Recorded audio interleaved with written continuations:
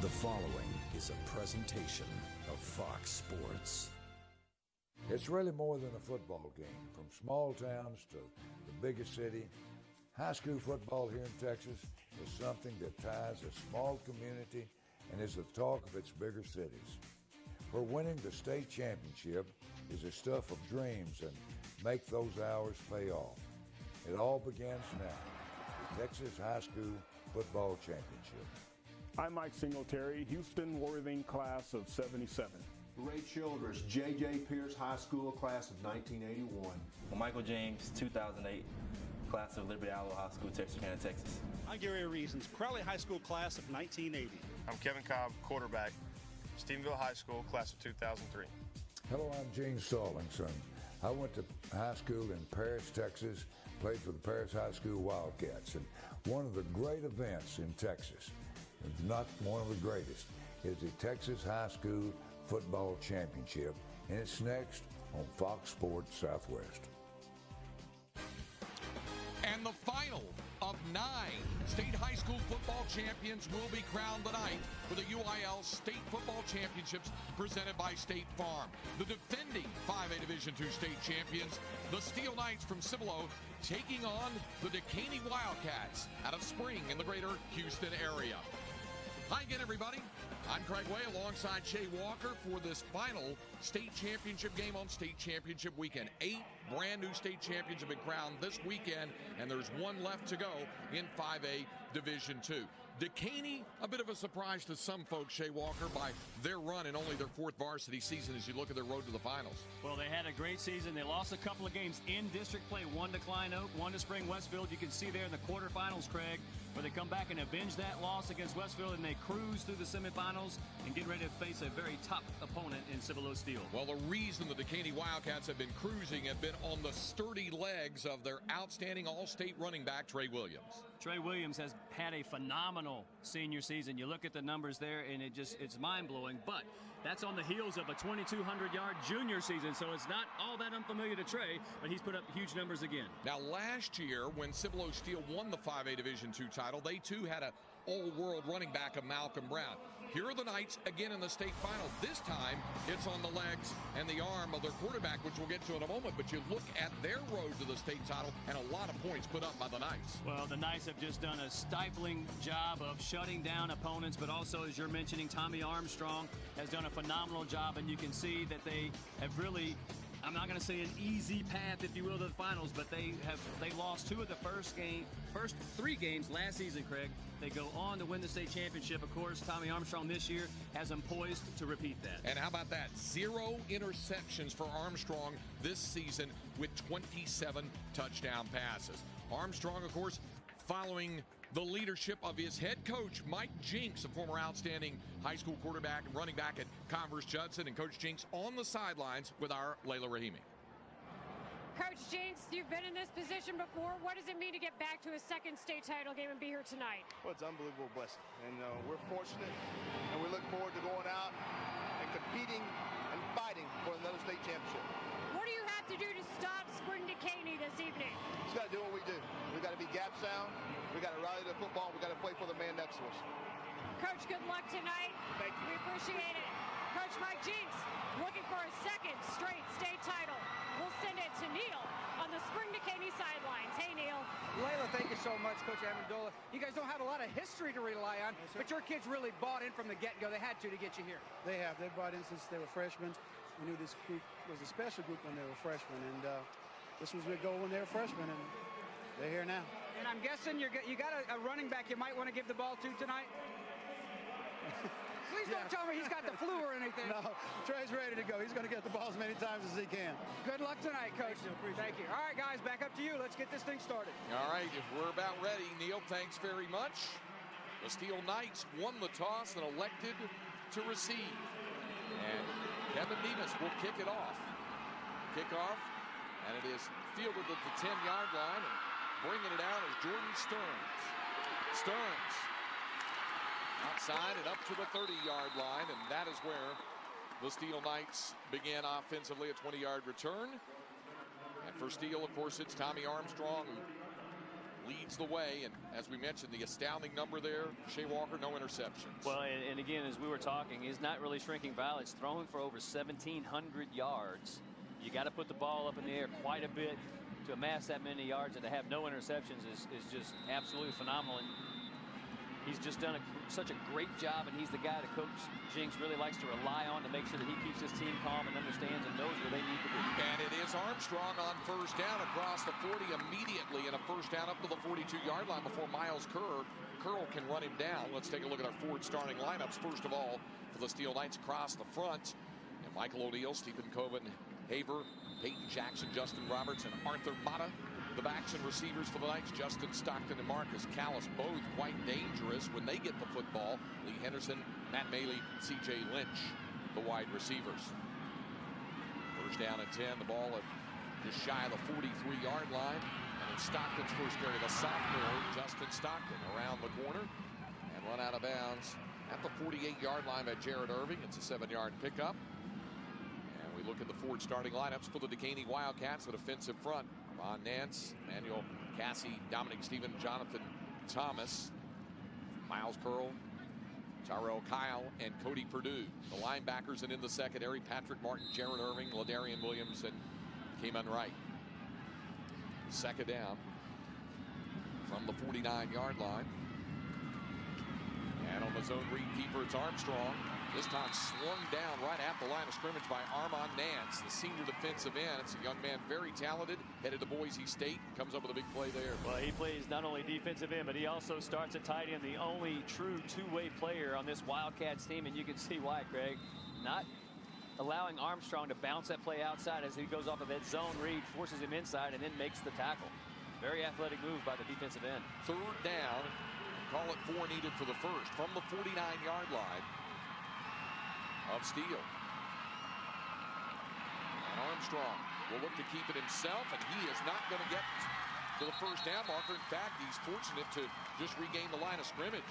Tyrell Kyle, a sophomore, stuffs the void in the middle, and it's 4th down. Well, as Armstrong tried to bounce it into the middle, he runs in the back of one of his offensive linemen. He did that right in the hole, Craig, and that did not allow him to pick up the first down. And under center here, but he is the punter as well. And that's why he drops back now as if to punt, and quickly Dekaney recovers to get Trey Williams. Back deep to receive it. Actually won't be Williams who will return this punt. It'll be Jared Irving, and Irving fumbles the football, and it'll be recovered by who? Steele had it for a moment. There's still a mad scramble for it inside the 20-yard line. Who wins the battle at the bottom of the pile? Well, it looked like C.J. Lynch for Steele had an opportunity, but then the ball squirted out, and maybe Ladarian Williams. And it's going to belong to the Knights. Yeah. C.J. Lynch and Matt Bailey were both down there, but it's Lynch who recovers, and the Knights get the first break on the turnover. Well, that's big in this game, as you well know, and obviously Steele been here before, defending state champion. So it'll be Steele football. There is a penalty flag now, but it was dropped, I think. Well, here's the explanation.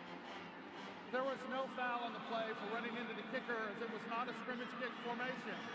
The result of the play resulted in Steele maintaining possession. It's a first down. Nelson Barnes, a referee out of this greater Waco area chapter, and a good call there. It was not the kicking formation. Yeah, so that's one of those things that we were talking about, though, being the punter, seemingly trying to put pressure on the defense by, okay, do we get a punt return or do we have to come up and defend? And now Steele with it. First down and 10 for the 18-yard line.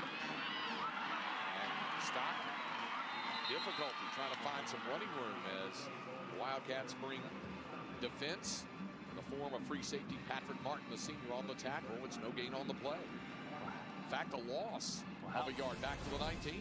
How quickly does Patrick Martin close down out of that safety position? And really, that's just picture perfect tackle. Form tackle, hits him up high.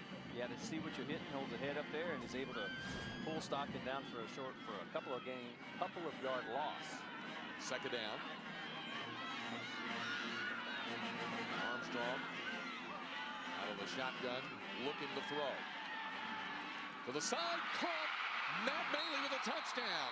Matthew Maley, the junior, with his 38th catch of the season, a 19-yard score.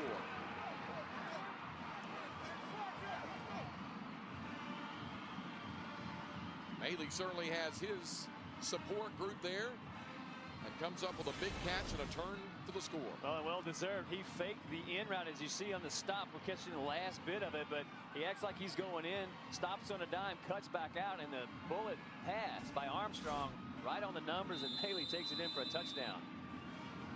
It's a quarterback and wide receiver, Craig, on the same page. Evan Kotzer, junior kicker.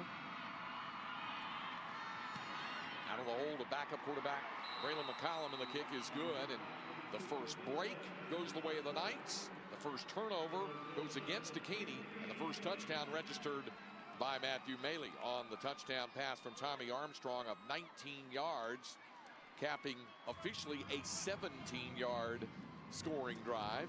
And it is Steele on top first. Well, and good teams know how to take advantage of turnovers and know how to take advantage of field position, and they did so. And Tommy Armstrong, again, just executing that offense and the way that he put the ball out there to Matt Mailey. Again, same page. They recognize man coverage.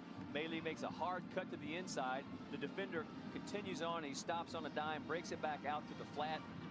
And then it looks like an easy pitch and catch, but has excellent execution both by Mailey and Tommy Armstrong. When Trey Williams, you see him going down the field, looking up at this Dekaney crowd, jumping up and down, saying, "Come on, guys." So Trey Williams will try to light a fire under his teammates on the receiving end, getting ready for the kickoff to come.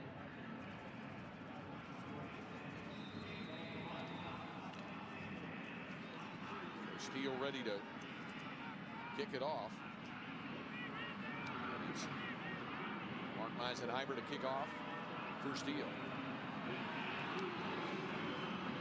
High kick, and it will not be Williams who fields it at the 10-yard line, but Patrick Martin, and Martin knocked off his feet at the 22. So Dekaney goes on the attack, 12-yard return on that kickoff, and for Dekaney, after the tackle made, the Wildcats have possession, officially spotted at the 23-yard line. Well, when you've got a guy who runs for 3,500 yards in a season, you definitely have a lot of anticipation and looking out and seeing who's going to touch the ball first for this Wildcat offense. And there's DeJuan Hines, the junior quarterback, settled under center, but of course Trey Williams is right behind him. And guess who gets the first carry? It's Williams, but he'll go down after just a gain of a yard as Lamar Seals, the senior defensive tackle, makes the stop for the Knights. Let's take a look at our four starting lineups for the Dekaney Wildcats.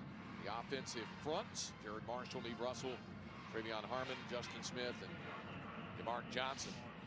Trey Williams joined by Ladarius Williams, Austin Garrett, Cedric Alexander, and Takiston Harmon, the wide outs for the Wildcats. Second down and 9 for Dekaney.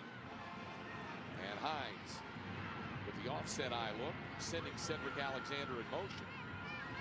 And the toss is to Trey Williams, trying to pick his way through traffic, and look at him cut back trying to reverse his field, but he's in a world of trouble and run down by Mason Walrick. Walrick running him all the way down back inside the 15. They'll mark him down at the 12-yard line. That's a loss of 12. Let's take a look at these black shirts that come in on the defense, Craig, as they close down and they make sure that they're not going to allow Trey Williams to bounce it outside. They force him back to reverse field where Walrick is, keeping that zone and that discipline, making sure he doesn't lose his lane. Comes up with a huge stop for the Cibilo Steele Knights in 3rd and a mile. 21 to be exact. Hines from the shotgun. Trey Williams behind him. Third down is a handoff to Williams, and Williams breaking out for some yardage and across the 20 and up to the 21. Picks up 9 yards as we take a look at the forward starting lineups on defense for the Steele Knights. Eric Moss, Lamar Seals, Corey Stout, and Mason Walrick, who had the big defensive play. Running down Trey Williams, Ross Lunsman, Jalen Maddox, DeVere Carrington, linebackers, and Eric Lyons, Jordan Stearns, Eric Kuhn, and John Burton in the secondary. It is 4th down, and Irving to punt. And That one is going to angle left and to the sidelines. It'll go across midfield, and it was actually ruled out before midfield, the 49-yard line. So at the 49-yard line, that'll be a 28-yard punch, and Steele will have it when we come back. The Texas High School 5A Division II State Football Championship is brought to you by State Farm. Visit texas.statefarm.com to score the ultimate VIP experience. By your Texas Ford dealers. Check out the F-150, the truck of Texas. Ford is the best in Texas. By Academy Sports and Outdoors. Right stuff, low price, every day. And by DQ. For the best tasting treats, eats, and drinks in Texas, DQ just tastes better. Steele with good field position and a 7-0 lead here in the first quarter.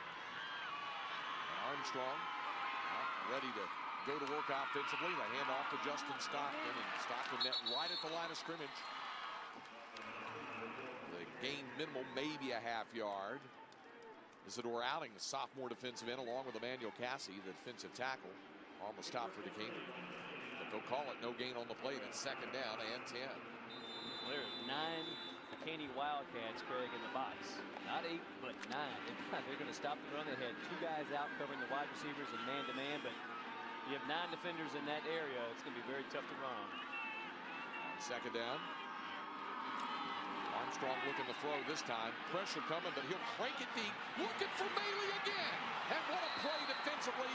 Keemon Wright got in the way and prevented otherwise what would have been a touchdown strike to Matthew Bailey. Well, a nice ball by Armstrong, but it had enough air under. You see where Matt Bailey's going to run a little stop and go. He doesn't do a big stop, but he does get behind Wright, and the ball is there, but Keemon Wright closing in, reading the eyes of the receiver, getting the right hand up exactly at the right time. That's a very heads-up defensive play. Yeah, look at the timing on this. Catches him in the shoulder pad. Good job by Keemon Wright.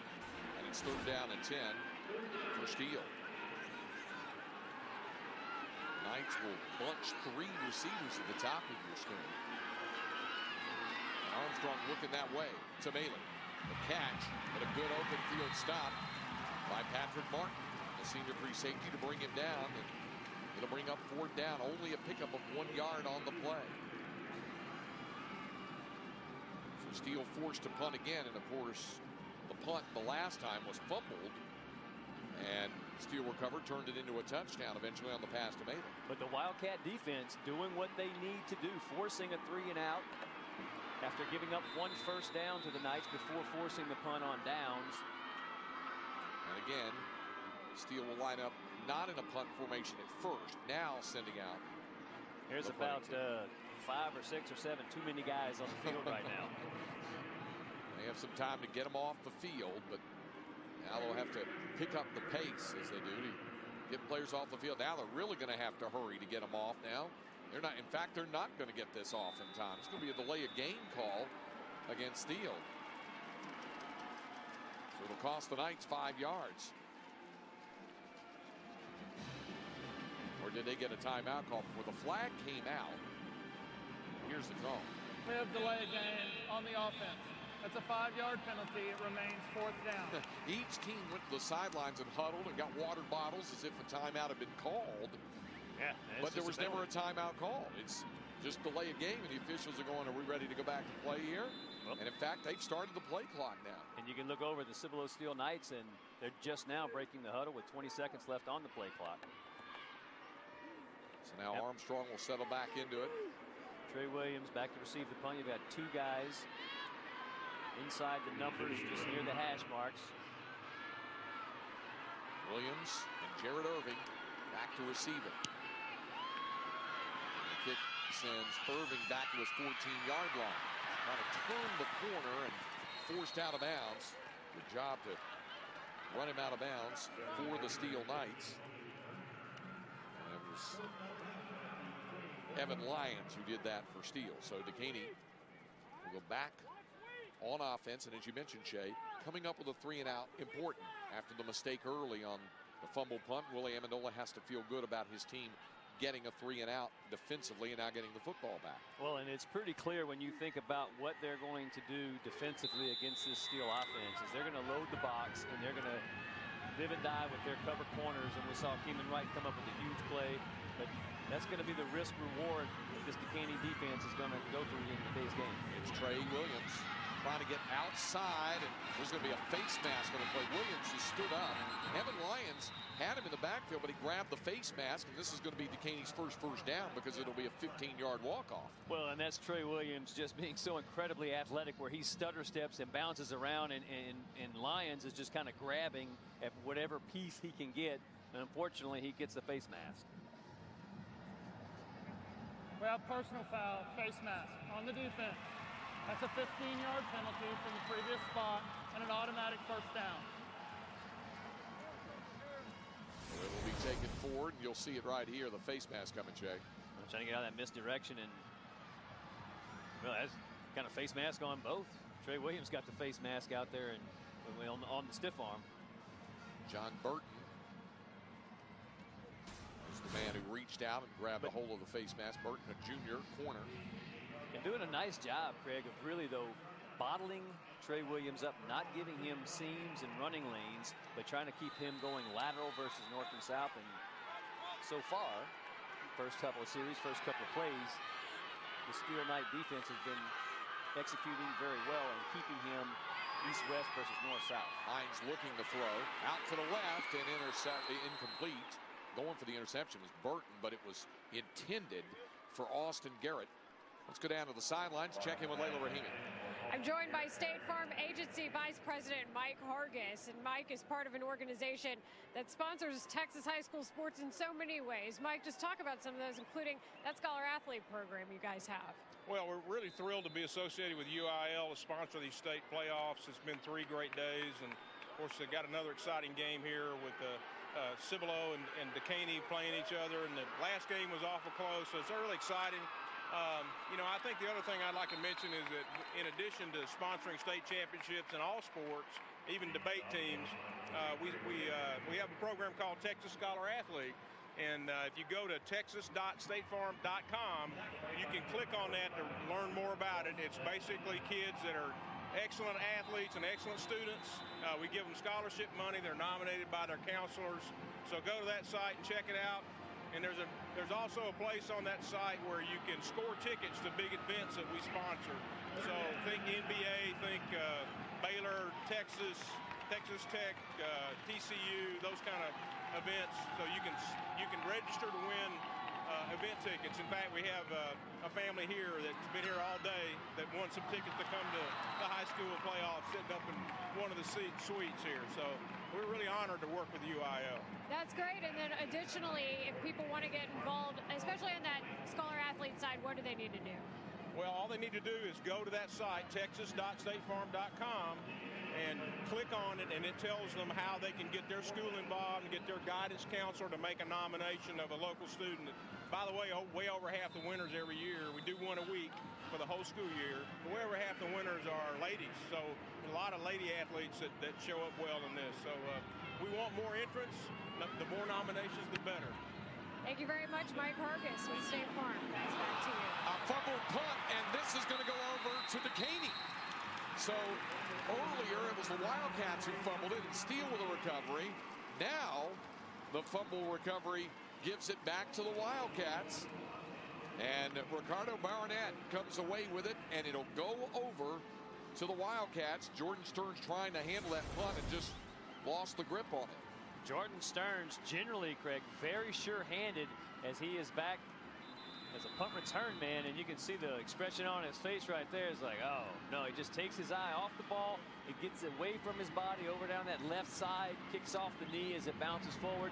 The Dekaney special teams are on the spot for the recovery. Let's see if the Wildcats can get spurred on offensively. They only had 1 yard of offense to this point in the first quarter. Now they get some more as Sean Horn, the senior fullback, gets the call, and Horn down on the 20-yard line. Horn, not many carries this season, only 31 carries for Horn. When you've got Trey Williams really doing most of the damage for you, it's going to be limited amount. He can catch the ball, as you can see, out of the backfield. Yeah, but a nice change of pace, if you will, for this Dekaney Wildcat offense, Craig. Instead of going east and west and trying to get Williams out around the corner, they bang it right in between the tackles. Horn picks up about 5 yards on first down. Second down. A long 5 needed. Horn is the tailback. And Horn, good call. And Horn inside the 10. Sean Horn all the way down to the 8-yard line. A 12-yard rumble. It'll be first and goal for Dekaney. Well, Jalen Oliver, the backup fullback, lines up in that power eye. And really just that's nice physical running, just tough downhill, getting north and south as quick as you can. Impressive run by Sean Horn. As you said, Greg, not a lot of touches, but man, those are 2 big runs, 2 big carries. It's first and goal at the 8. Power eye set. Trey Williams back in as the tailback. Williams the call. Williams inside the 5 and down to the 3-yard line, where Eric Kuhn brings him down. Williams starting to knock at the door now. As you might imagine, there's some pretty hard hitting going on here. Well, you see Trey Williams, and again, not all that big in size, 5'10", 175 pounds, but you want to talk about running with explosion and power. Eric Kuhn is a very physical safety. Second down and goal. And again, the beat back is Williams. Hines under center. The toss to Williams. Turns it inside to the goal line, and Trey Williams just short of the goal line. And it'll bring up third down and goal. Evan Lyons and Eric Kuhn team up on the tackle. Wildcats certainly thought they had a touchdown there, but now we'll go for it on third and goal. You see Kuhn in on that tackle again, but that's very aggressive defense. Way to play, way to sell out. Make sure that you try to keep him out of the end zone as best you can. And it says third and a yard, but it's third about 3 or 4 inches. And it'll be Hines keeping it himself, leaning forward, and did he get across? No indication yet. As they unravel him right at the goal line. Dekaney thinks it has a touchdown. The officials do not agree. And it'll be 4th and goal for Dekaney. Well, it looks like a great search across the top, and Eric Kuhn comes again as he jumps over the top of the bodies, and he meets Hines at the apex. Keeping him out of the end zone, but it's just by an eyelash. 4th down and goal inside the 1. Hines straight ahead and trying to get the push from his teammates as well. Close. I'm not sure. And no indication that he's across. And Steele believes it as hell. The Knights have stuffed it at the goal line, and Cibilo Steele takes over. Lamar Seals, defensive tackle. He's the last guy up from the Cibilo defense. Just sold out, went low, caused a bulkhead. And the rest of the Knights come in and keep DeJuan Hines out of the end zone. Well, that is just amazing goal line defense. So it's 99 3/4 yards away from the end zone, but it's certainly from our vantage point, it looks like the ball is touching the end line. It is so close. So Armstrong will go back to work with Marcus Callis and Justin Stockton in the backfield.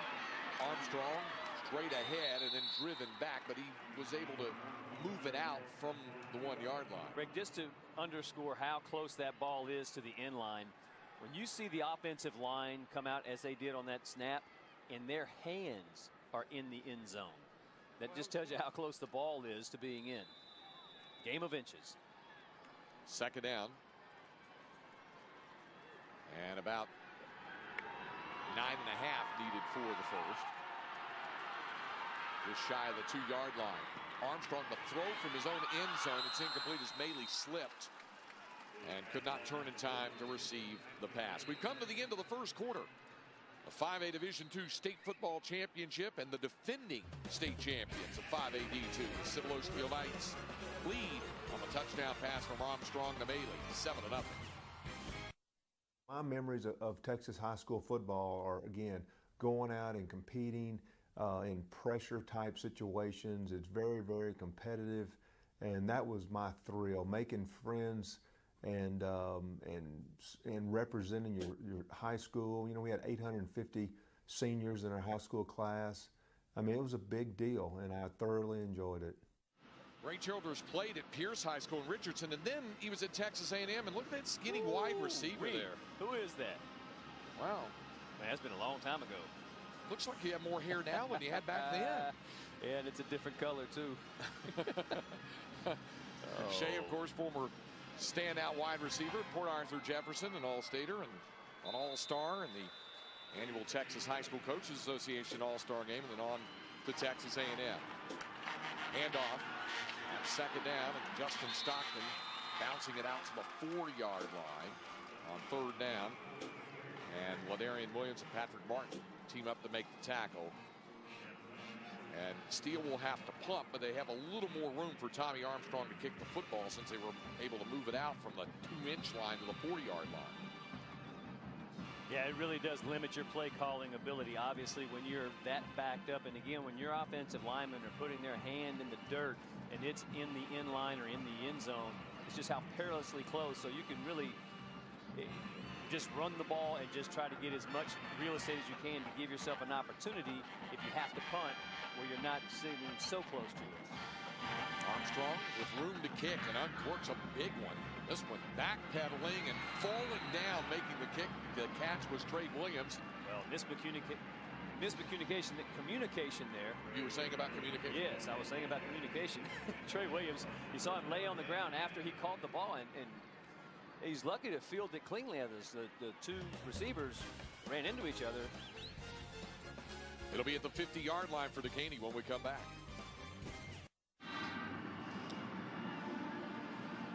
First down and 10 at midfield for the Dekaney Wildcats, who had a golden opportunity earlier on a fumbled punt. Recovered, but got stopped on a goal line stand. On the Steele Knight defense, inside the 1, they start with good field position again. Trey Williams in the backfield, and at the midfield stripe, it's first down and 10 for Dekaney. And it's to Trey Williams. Following a couple of blocks, and then Williams in trouble. He goes down, and there's going to be another face mask penalty coming as Williams is brought down. And John Burton was the guy who last time was called for the face mask. It might have been Burton again, but you brought up a good point, Shea. Here's the call first. We have personal foul, face mask on the defense. That's a 15-yard penalty from the end of the run, automatic first down.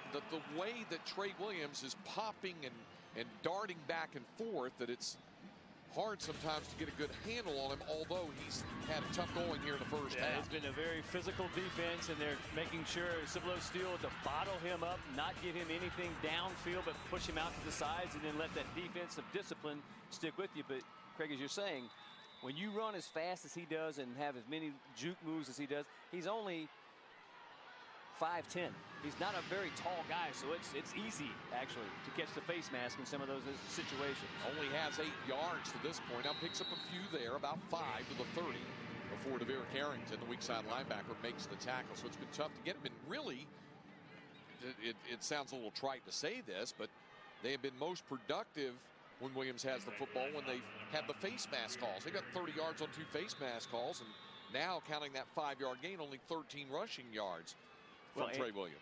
Or you put Sean Horn and you put him back in the eye, and he has some very good downhill runs. Again, not a lot of flash and dash in Horn. He's just going north and south, but that has also been effective for this Wildcats offense. Now Williams did pick up 5 on the first down carry, and Dekaney's going to call a timeout. They didn't feel comfortable with timeout, Dekaney. That is their first charge timeout of the half. With their offensive set. So Dekaney calls a timeout here with 10:06 to go. And it's a 7-0 lead. Steele on top of Dekaney in the 5A Division II State Football Championship from Cowboy Stadium. 7-0 the score, with Steele leading Dekaney here in the second quarter of the 5A Division II State Football Championship. There's a Steele Knight ring. Some of the members of the 2010 State Championship, including that young man there, second from the left. Yeah, these guys look like they still want to play. You see a little look on the face there? Malcolm Brown will be part of that. Second down and 5. And before they get going, there's flags coming down. And this was after a Dekaney timeout. And I know that drives the coach crazy, doesn't it? Well, it does. And certainly when you finally Before start the to get false start on the offense. That's a 5-yard penalty. It remains second down. When you finally start to get a little bit of momentum and you hit a 5-yard run and it seemingly comes at the second level where you're not having to bounce 2, 3, or 4 or 5 guys to get the 5 yards, and then you call a timeout and then you give it right back. It will drive you crazy. So right back to 2nd and 10 for the Wildcats, who struggle to get their offensive game in gear. Defense has come up with a couple of stops. Of course, the turnover set up the Steele touchdown pass to Matthew Maley. And again, some movement. It almost looks like this is going against Trey Williams as he's back in that single spot, about 8 yards deep. Before the snap, false start on the offense. It's a 5-yard penalty. It remains second down. Trying to get himself a little revved up. He's kind of moving a little left, a little right in anticipation of the snap count, and I think he's getting off just an eyelash quick, and that's what's drawing the flag. So just like that, it's 2nd down and 15. You see Trey Williams talking to his teammates right now. It must be frustrating to have these things happening right now. Hines from the shotgun. And can it be possible yes, again? It is. There's motion. There's 2 or 3 Dekaney Wildcats moving, going off the snap count. I'm not sure that the center is hearing. False start on the offense. It's a 5-yard penalty. It remains second down. It's got to be placed 10:02 on the game clock. 10:02. It's got to be maddening for Willie Amendola to see this happening to his team now. 3 consecutive false start calls.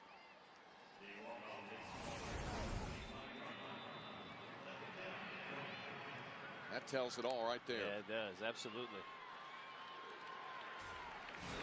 So from 2nd and 5, now it's 2nd down and 20. Back of the 45, back in an I set. Be a draw play to Williams. And here's what Williams can do. Managed to get back 10 of the yards. Eric Hume will stop for Steele, and it's 3rd down and 10. Well, he makes a guy miss. Ross Lutzman comes in from that linebacker position, really has a bead on Williams just as he gets the ball, and is actually 2 yards deep in the backfield, but he hops out to the left and then hits the Jets and carries a couple of Steele defenders down, picks up the 10 yards, now making it 3rd and 10. Dekaney has yet to convert a 3rd down in this first half. The Wildcats are 0 for 3. Lions. The shotgun, and there it is again. And it was, this time, I believe, well, there were 2 players. I mean, one might have been Jalen Oliver. Before the snap, false start on the offense. It's a 5-yard penalty. It remains 3rd down. The center is not hearing the quarterback is what it is. Everyone else is hearing the quarterback, and they're moving on the snap count, and the center is a half a count slow. So that's tough right now. Now that's Joseph Akachima, who's at a tackle position. And all of a sudden it's 3rd down and 15, and there'll be another timeout called, I believe. We have timeout, Dekaney. So let's see if we can figure this out, Shay. On this series, Dekaney has called 2 timeouts and has lost 20 yards in penalties on 4 false start calls. And they have a 3rd and 15 coming up. And 3 of those false starts were in succession in 3 successive plays. I don't think I've ever seen that before. Well, it is state championship Saturday. You can see just about anything. And over the course of 3 days, we've seen a lot of spectacular things. 3 days of 3 state championship games per day. Started on Thursday at noon with the Mason Punchers capturing the Class A Division I state title over Stamford.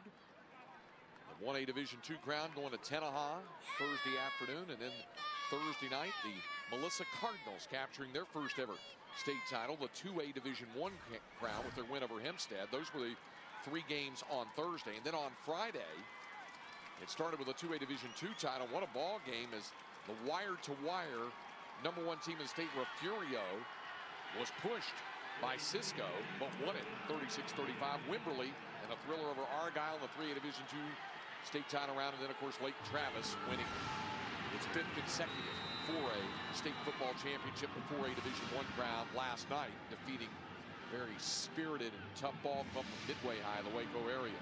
It is 3rd down and 15 for Dekaney out of that second Wildcat timeout. Hines to throw. Deep, and has a man open. After all of this, touchdown Dekaney. Austin Garrett. An absolutely inexplicable offensive series, and it results in a Wildcat touchdown. Well, it's just a blown coverage. Austin Garrett runs right by the defenders, Evan Lyons, and then Eric Hune does not have enough time to get over the top. But you'll see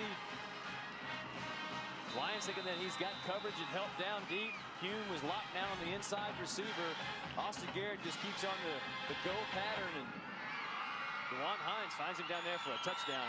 After, as you said, inexplicable, but all the things that went wrong in that series, using 2 timeouts, getting penalized 4 times for 20 yards, coming up with a touchdown is huge. Kevin Demas tacks on the extra point. Absolutely amazing. And the game was tied at 7. 7-7 the score. I'm not sure what's more amazing about the drive. The fact that there were 20 yards on 4 false start penalties, or the fact that after that long sequence, which included 2 timeouts, the official numbers on the drive, it's 50 yards in 3 plays. Think about that. Did it really seem like it was 3 plays? No, it did not. Absolutely not. It was a 40-yard touchdown strike from DeWan Hines to Austin Garrett. And you hear stranger things have happened, as an old accent, right? But you'd be hard-pressed to find one a little bit more unique than that. I challenge someone to find something stranger than that sequence. Here's the kickoff. Fielded.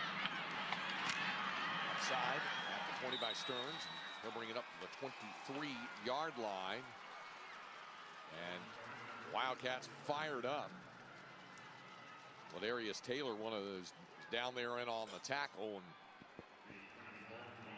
both sides exchanging a word or two. And the spirit is definitely in this 5A Division II state football title game. So it'll be from the Knights' 23-yard line.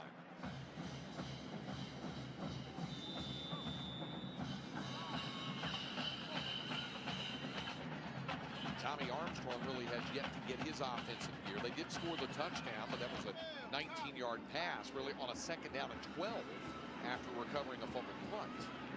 Well, it's one of the things that makes Armstrong so dangerous, is he definitely handles and recognizes when he has man coverage and knows how to get the ball out to his talented wide receiver. He'll keep it right now, and Dekaney is ready for him.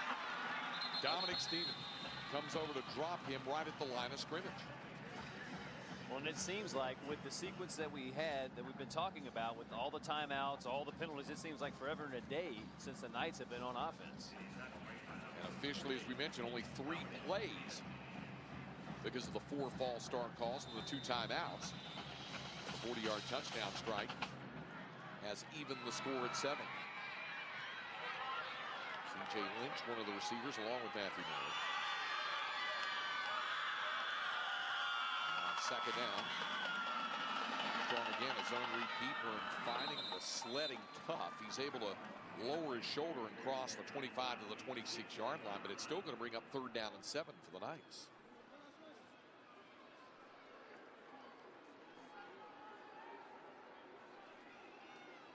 Armstrong headed for the University of Nebraska. Over 1,800 passing yards, the 27 touchdowns, over 1,200 rushing yards this season. Steele, like Dekaney before them, 0 for 3 in the 3rd down department. That was before Dekaney hit the touchdown pass. 3rd down and 7 for the Knights. And Armstrong looking to throw. Pressure coming. Oh, he was hit hard, and that's why that pass is short hop. Tommy Armstrong really took a hit from Cody Perdue, the junior linebacker, And it brings up 4th down. Well, Purdue, the 13-5A newcomer of the year, and comes in and absolutely lowers the boom and gets that right hand up and keeps Armstrong's arm from going forward. And yeah, I give Tommy a lot of credit for standing in there and trying to deliver that ball right in the face of a defender coming at you. And Cody Purdue, though, doing a fine job of putting that pressure and forcing the punt. So Armstrong to kick. Jared Irving, Trey Williams back deep to receive it. Now, the communication definitely needs to be better. Fair catch by Irving. There's the communication. The kick caught at the 41-yard line is where they'll mark that. So the punt down on the 41. But again, Dekaney with good field position as the Wildcats will start from their own 41. And a little bit of momentum now for Dekaney. Yeah, but really this Wildcat offense really hasn't found any rhythm. It's been very difficult for them, and again with the penalties that we talked about, and then they get a play that gets stopped for a yard or two gain, but you get a face mask penalty and it moves the ball down the field. So this Wildcat offense really has not had any rhythm to it so far in this game. On 1st and 10, it's back to Trey Williams. Williams spinning, still spinning, and still on his feet. And look at him move, just jumping and hopping around. Finally, Ross Lunsman brings him down, but that's the best run we've seen so far from Trey Williams before he's finally forced out of bounds following a 7-yard gain to the 48. Well, look at the 2 spins that he does to get out of arm tackles, and this is a very good tackling defense. Evan Lyons had a shot in right there at the line of scrimmage. Eric Hune as well, and the rest of that Knights defense keeps closing in good. Lunsman again hits him at the very beginning, and a lot of power in that body. 2nd down and 3 for Dekaney. Going down, Fidji got a wide open wide receiver.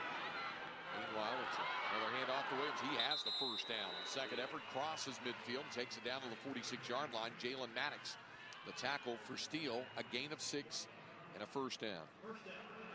Let's go down to the sidelines and check in with Layla Rahimi.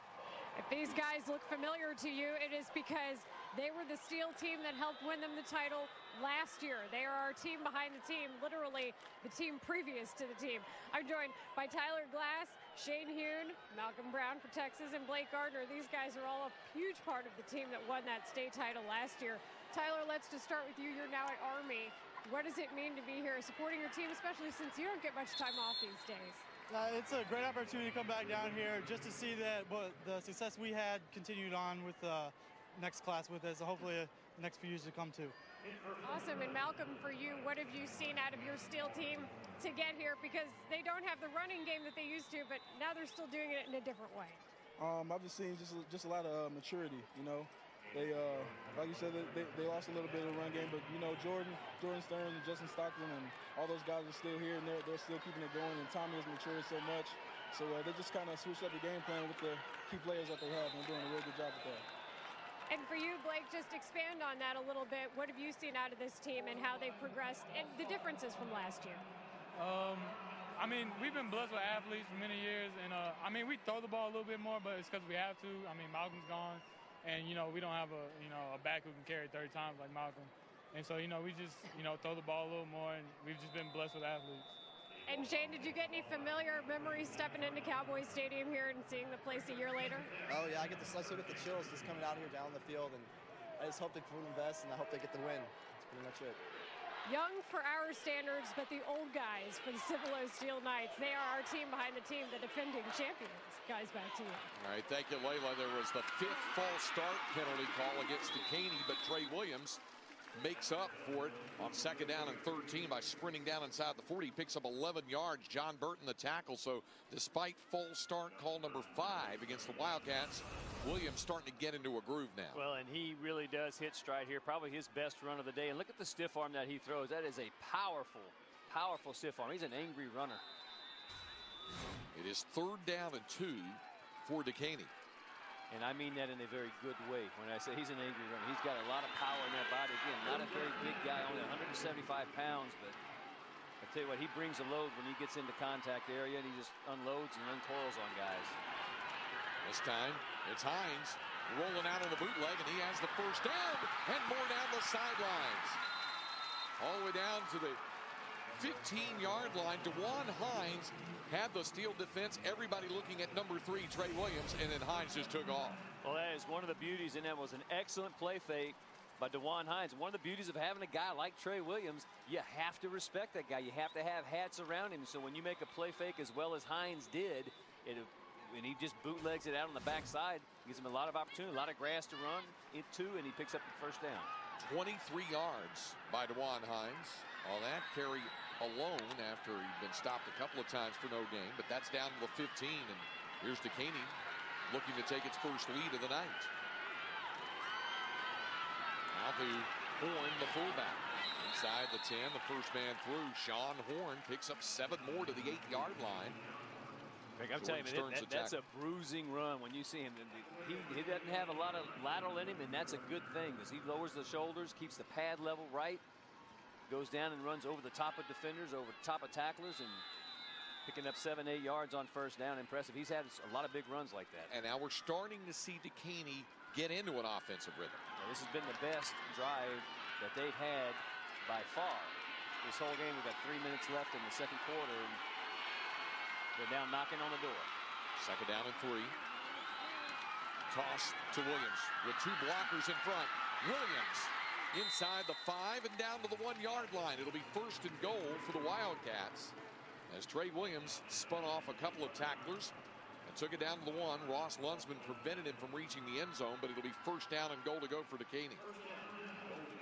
Well, a lot of speed when Trey Williams hits the corner. It doesn't take him many steps to get into top speed. He let the play develop just a little bit in front of him, and as soon as he got outside the tackle box, it was heading downhill. First down and goal. Ball just outside the 1-yard line. Hines to Williams. To the goal line and across. Trey Williams lost his helmet, but scored the touchdown, and Dekaney has its first lead of the night. Talk about the power of Trey Williams, and you see, Greg, he gets hit about the 2-3 yard line, but he powers through the arm tackles and just keeps leaning and surging with the lower body, getting him into the end zone. Loses his helmet on the way in, but hangs on to the ball and gets it across the end line. For the conversion, Kevin Demas.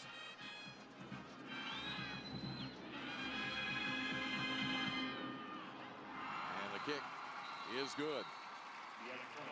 So 14-7. Dekaney with its first lead of this 5A Division II state championship, and now Trey Williams starting to get into a rhythm as he has 55 rushing yards here in the first half.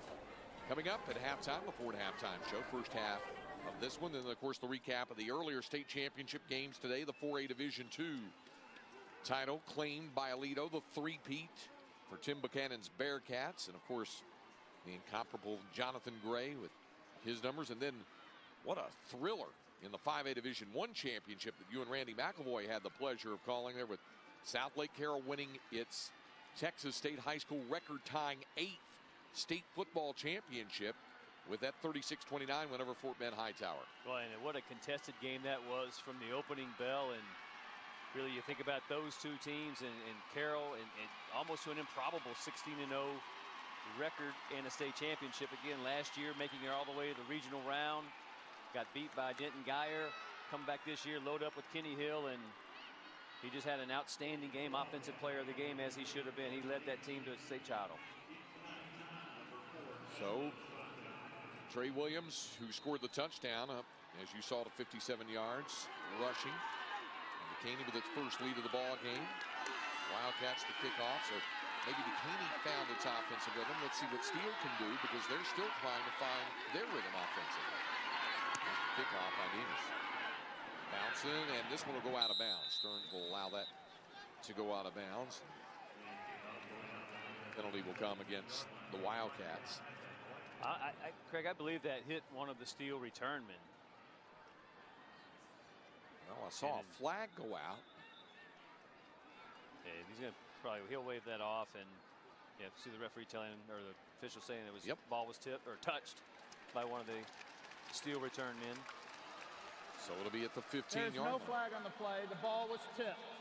The ball is at Steele's ball at the out-of-bounds spot, first down. Which is the 15-yard line.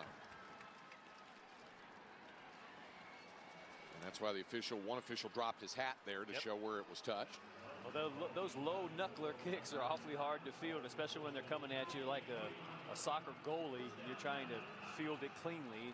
Glanced off, went out of bounds, and that's where Steele will take over. All right, Steele has all 3 of its timeouts remaining, Shea, but they're 85 yards away and still trying to find their groove offensively. Well, I don't think that makes any difference at all to them, because Tommy Armstrong, he's got an arm. He can get the ball downfield. He can throw it 60 yards in the air without a problem. So pretty much the whole playbook is open right now for the Knights. We'll start with the run, and it's Justin Stockton.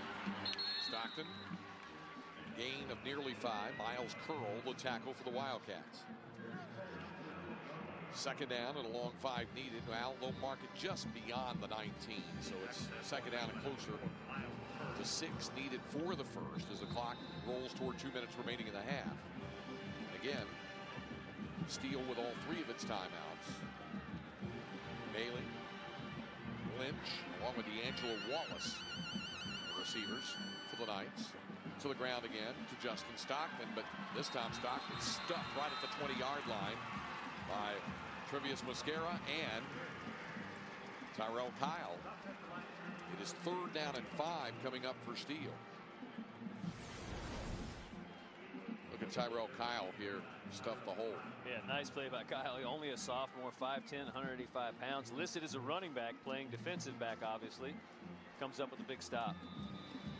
Third down, where Steele was still trying to find its first third down conversion of the ball game. They're 0 for 4 in this category. And looking to throw is Armstrong. Pressure coming, escaping is Armstrong. Then across the middle, finding for the first down on the slant coming right across, Raylan McCollum. And McCollum, who of course serves as the backup quarterback, but also lines up as a receiver, turns it into a 13-yard gain and a first down. The first third down conversion for Steele. Well, and it wasn't an easy one, Craig. As you saw, Tommy Armstrong having to evade at least 2 Dekaney defenders as they're coming down on him. He shrugs off one of them, maintains his high eyesight downfield where he picks up McCollum for the first down. At the 33-yard line, with 1:11 remaining in the half. Again, Steele with all of its timeouts. On first down, before they get going, there was some movement. That's going to cost Steele 5 yards. False start on the offense. It's a 5-yard penalty. It remains first down. So the false start virus apparently is contagious. Mike Jinks probably does not find that amusing. There were 5 false start calls in this first half on Dekaney. 3 consecutive, 4 on one series, and the oddity of it is the Wildcats still struck for a 40-yard touchdown pass on that. You see the penalties, several of those being of the false start variety. So it's first down and 15. Now Armstrong looking to throw again. Here comes the pressure, and that'll be a 15-yard face mask. No doubt about it, as Armstrong's head just was snapped right around, turned around by Isidore Outing. And that'll cost Dekaney 15, and it'll be a reset of the chains and a first down. Well, just a personal foul, face mask on the defense. That's a 15-yard penalty from the previous spot and an automatic first down. That's a hustle play by Outing. He's getting pushed beyond Armstrong, and you see that he comes around on that outside. He's just going to reach and try to grab anything that he can. And unfortunately for him, he catches Tommy Armstrong right across the face mask, and that's a penalty every time. And you see the hands go to the head. He knows it. Wasn't intentional, but hey, that's a penalty. Steele needed 15 yards for a first down after the false start call, and they get it on the personal foul. So now the clock is moving, the ball at the 43-yard line. And again, Knights with all 3 of their timeouts, but time becoming an issue here late in the half. Handoff, burrowing forward to the 49-yard line is Jordan Stearns, and now Cibilo Steele will take a timeout. Armand Nance, the tackle. It's a gain. We have timeout. Steele. That is their first charge timeout. 6 yards on the carry. We'll bring up second down and 4 and 47 seconds remaining here in the first half. Still plenty of time for this Steele offense. mean, Tommy Armstrong can throw the ball into the end zone in the air from where the ball is now, and even when he would take the snap back in the shotgun formation. So plenty of opportunities here. The playbook, again, as we were saying earlier, when they were back on the 15-yard line, playbook is wide open for the Knights. And if you think like Mike Jinks, former quarterback at Converse Judson, 87, 88, 89, had a great run there. Quarterback mentality is you want to try to take a shot if you can, and you've got to believe that's one of the things he's talking to his team about right now. Of course, Mike played for one of the greatest high school football coaches in Texas high school history, the great D.W. Rutledge, now the executive director of the Texas High School Coaches Association. And Mike will tell you, learned so much from Coach Rutledge, and said my coaching style emulates what he did. And of course, Judson was the team of the 90s, appearing in 6 state championship games and winning 3. Out of the timeout on second down from the 48. Over the middle, pass picked off. Bringing it back is Jared Irving. And Irving with some running room. Irving hurdling a tackler. And inside the 15-yard line, the first interception of the season thrown by Tommy Armstrong, and Jared Irving brings it all the way back inside the 15. When Matt Maley, he got on his horse. There is a penalty flag down, but Matt Maley got on his horse and came back. You take a look again at that interception. That ball got tipped by Cody Perdue. Linebacker tips it. Irving on that little tip drill comes up with a huge return. But I'm telling you, you take a look at Matt Maley, number 20. He's going to close down. He's going to catch Irving from behind, but we're getting ready to get a penalty call. This is a key moment here. Here's the call. This may be, the flag was thrown way back upfield. On the return, we have a personal foul on what was the offense, Steele. It's half the distance to the goal.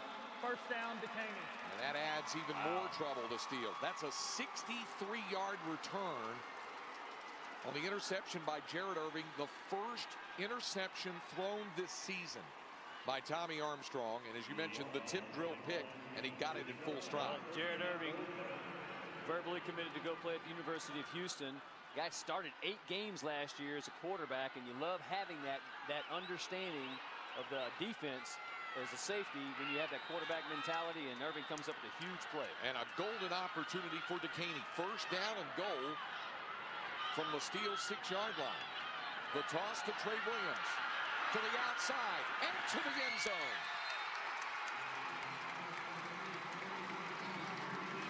A huge momentum shift here late in the first half. Well, you see this Wildcat offense on the short side of the field, pre-snap shift. The unbalanced line over to the right. They've got the power eye formation set up. Looks like everything's going to go right. And all they were doing is moving numbers and getting defenders to slide over in those gaps. They give Trey Williams the ball on the pitch out wide. He takes it to the house with just pure speed. Trey Williams now on a streak. His last 2 touches have been touchdown runs. I think Coach Amendola likes that as well. The extra point kick is no good. Off to the left by Kevin Davis. But it is a 13-point Dekaney Wildcat lead with 24 seconds remaining in the half. And you see Trey Williams' numbers starting to add up a little bit. Fairly pedestrian for Trey Williams in any of the games that he has played in, but keeping in mind he's playing against one of the best defenses in Class 5A. And now the last 3-4 carries for him is where he's accumulated those yards. And there you see the challenge coming for Tommy Armstrong. It's just the 3rd of his varsity career, through 2 last year. Amazing. During the playoffs in the run to the state title for Steele. So the Knights obviously overcame those. And now they have to overcome not only the first interception of his senior season, but a 13-point deficit here in the waning seconds of the first half. Well, and a lot of momentum right now on the side of the Dekaney Wildcats, and they're going to get the ball to start the 3rd quarter. Steele does have 2 timeouts remaining, but only 24 seconds. I think they would need a big return. Now, Kevin Demas, who just missed the extra point, has not had the kickoffs. But the last kickoff proved to be his most effective because even though it went out of bounds, one of the Knights touched it, and so it was out of the 15-yard line. He delivered a glancing blow with the kick, and as you said, it set the starting field position at the 15-yard line, and there wasn't even an opportunity to field the ball clean. The kickoff. This one well in play, and it'll bounce, scooped up, and John Gaines will run out of bounds at the 24-yard line. So it still works as an effective kickoff for Dekaney because it's still deep in the Steele end of the field here, and only 21 seconds till halftime. So Armstrong and the offense back on the field for another opportunity before this first half is done. Very little time left. There you see the Dekaney numbers starting to add up here, especially in this second quarter. Again, to find an offensive groove. Stockton on the carry and roll forward to the 29-yard line. It's a 5-yard carry, but that's all that Steele's interested in doing as Trevius Mascara on the tackle, but that's going to do it for the first half. And Steele, the 5A defending state champions of Division II, will go to the locker room down 13 points at halftime. And what a second quarter for the Dekaney Wildcats in scoring 20 unanswered points to take the lead. Well, taking advantage of a couple of turnovers, albeit in a relatively unconventional fashion, but after the muff punt, Dekaney recovered and kind of started winning that battle of field position, and they put themselves in. Again, the first touchdown drive for the Wildcats is unconventional, as you'll see, but certainly after that being opportunistic on that interception return, and then Trey Williams punching it in. Let's go down to the sidelines to Neil Beasley. All right, thanks a lot, Coach. You've had, what, 5 offsides penalties. You get stuffed at the one. You have all kinds of stuff, and yet you're still winning. You got to feel good about that. Okay, I feel good about winning for sure. We got to clean up the penalties and get stuffed at the one and the turnover on the kicking game. Hasn't helped us. Those are things we're going to talk about at halftime, and we're going to address them, and we're going to get better. What do you do now with Trey? Really not quite on track. Do you just do the things you do better, or you try something a little different? Or what? At the point of attack, we haven't done some things very cleanly in the first half. We're going to try to clean those things up, too. Trey hasn't really got out yet, and that's credit to Cibilo Steele. They got a fine defense. We're just going to try to patch things together, clean up the penalties and the turnovers, and attack them in the second half. One more half to go. Good luck, Coach. Thanks, Nick. Appreciate it. All right, guys, let's go back up to you. All right, thank you very much, Neil. The Dekaney Wildcats with Trey Williams finally starting to get on track. 2 touchdowns, and it's Dekaney up 20-7 at the intermission here at Cowboy Stadium. And as we go to break, a special message from your Texas Ford dealer. Welcome to the Fox Sports Southwest Studios for the Ford Halftime Show. Rick Renner alongside the recruiting wizard, Randy Rogers of RandyRogersRecruiting.com. We'll get his thoughts in just a moment, but we want to hear from you. Hop on Twitter and Facebook. Tweet us at FS Southwest and visit the Facebook page. Give us a shout out about your favorite school. You can give us questions for Randy Rogers. We'd love to hear from you, so get there. And don't forget about hashtag TXHSFB. Wow, physical game between the Steele Knights and Spring Dekaney. Dekaney, in just their 4th year of varsity football, pulling off the upset right now. Yeah, they had the one magic series where they jumped. They had 4 false start penalties, overcame it through a long touchdown pass, and now they've got the momentum thanks to the big interception at the end of the half. All right, let's take a look at the highlights of this one early on. A lot of mistakes going both ways here. Early first quarter, Steele back to punt. Jarrett Irving back to field the kick. Now watch this. The fumble. It's loose, and the Knights would recover deep in Spring Dekaney territory. And then just 2 plays after that, Tommy Armstrong is strong from the shotgun. He'll find Matthew Mayley for the 19-yard strike. And with a blink of an eye, Steele takes advantage. They lead it 7-0. Now to the second we go. Here come the Wildcats clawing back. DeJuan Hines dropping back. And he'll find a wide spanking open Austin Garrett, who's down there for a 40-yard touchdown. They tie the score at 7. Late second now off of a Dekaney interception. Trey Williams will take the pitch. He'll get to the corner. No one's going to catch that guy. His second touchdown of the game. And the Wildcats, they lead it 20-7. How about it at halftime over the defending state champs? Now, before this game, and it's kind of been the theme all day and really all these state title games, you said defense and kicking game, and that's playing big in this one. Yeah, it sure is, and you saw the interception, folks, there right at the end of the half. First interception that Tommy Armstrong's thrown. But here's the big goal line stand by Steele. That it's first and goal. They stop Trey Williams. They stop the quarterback sneak. Okay, then they stop the quarterback sneak again and take over just inches away. And now kicking game, Rick. We saw this play before. Dekaney fumbles the punt.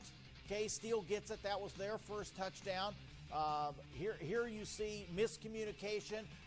Steele also dropped a punt, which enabled Dekaney to get down there and then forced Steele to go to their goal line stand. You know, we've seen this as a difference maker in several of these state championship games. Yeah, we sure have. You had the big blocked extra point by Southlake and the fumble / lateral that they turned into a 2-point margin, which was huge. Last night, we saw a ball bouncing around inside the goal line. One of Waco Midway's guys tried to snatch it and run.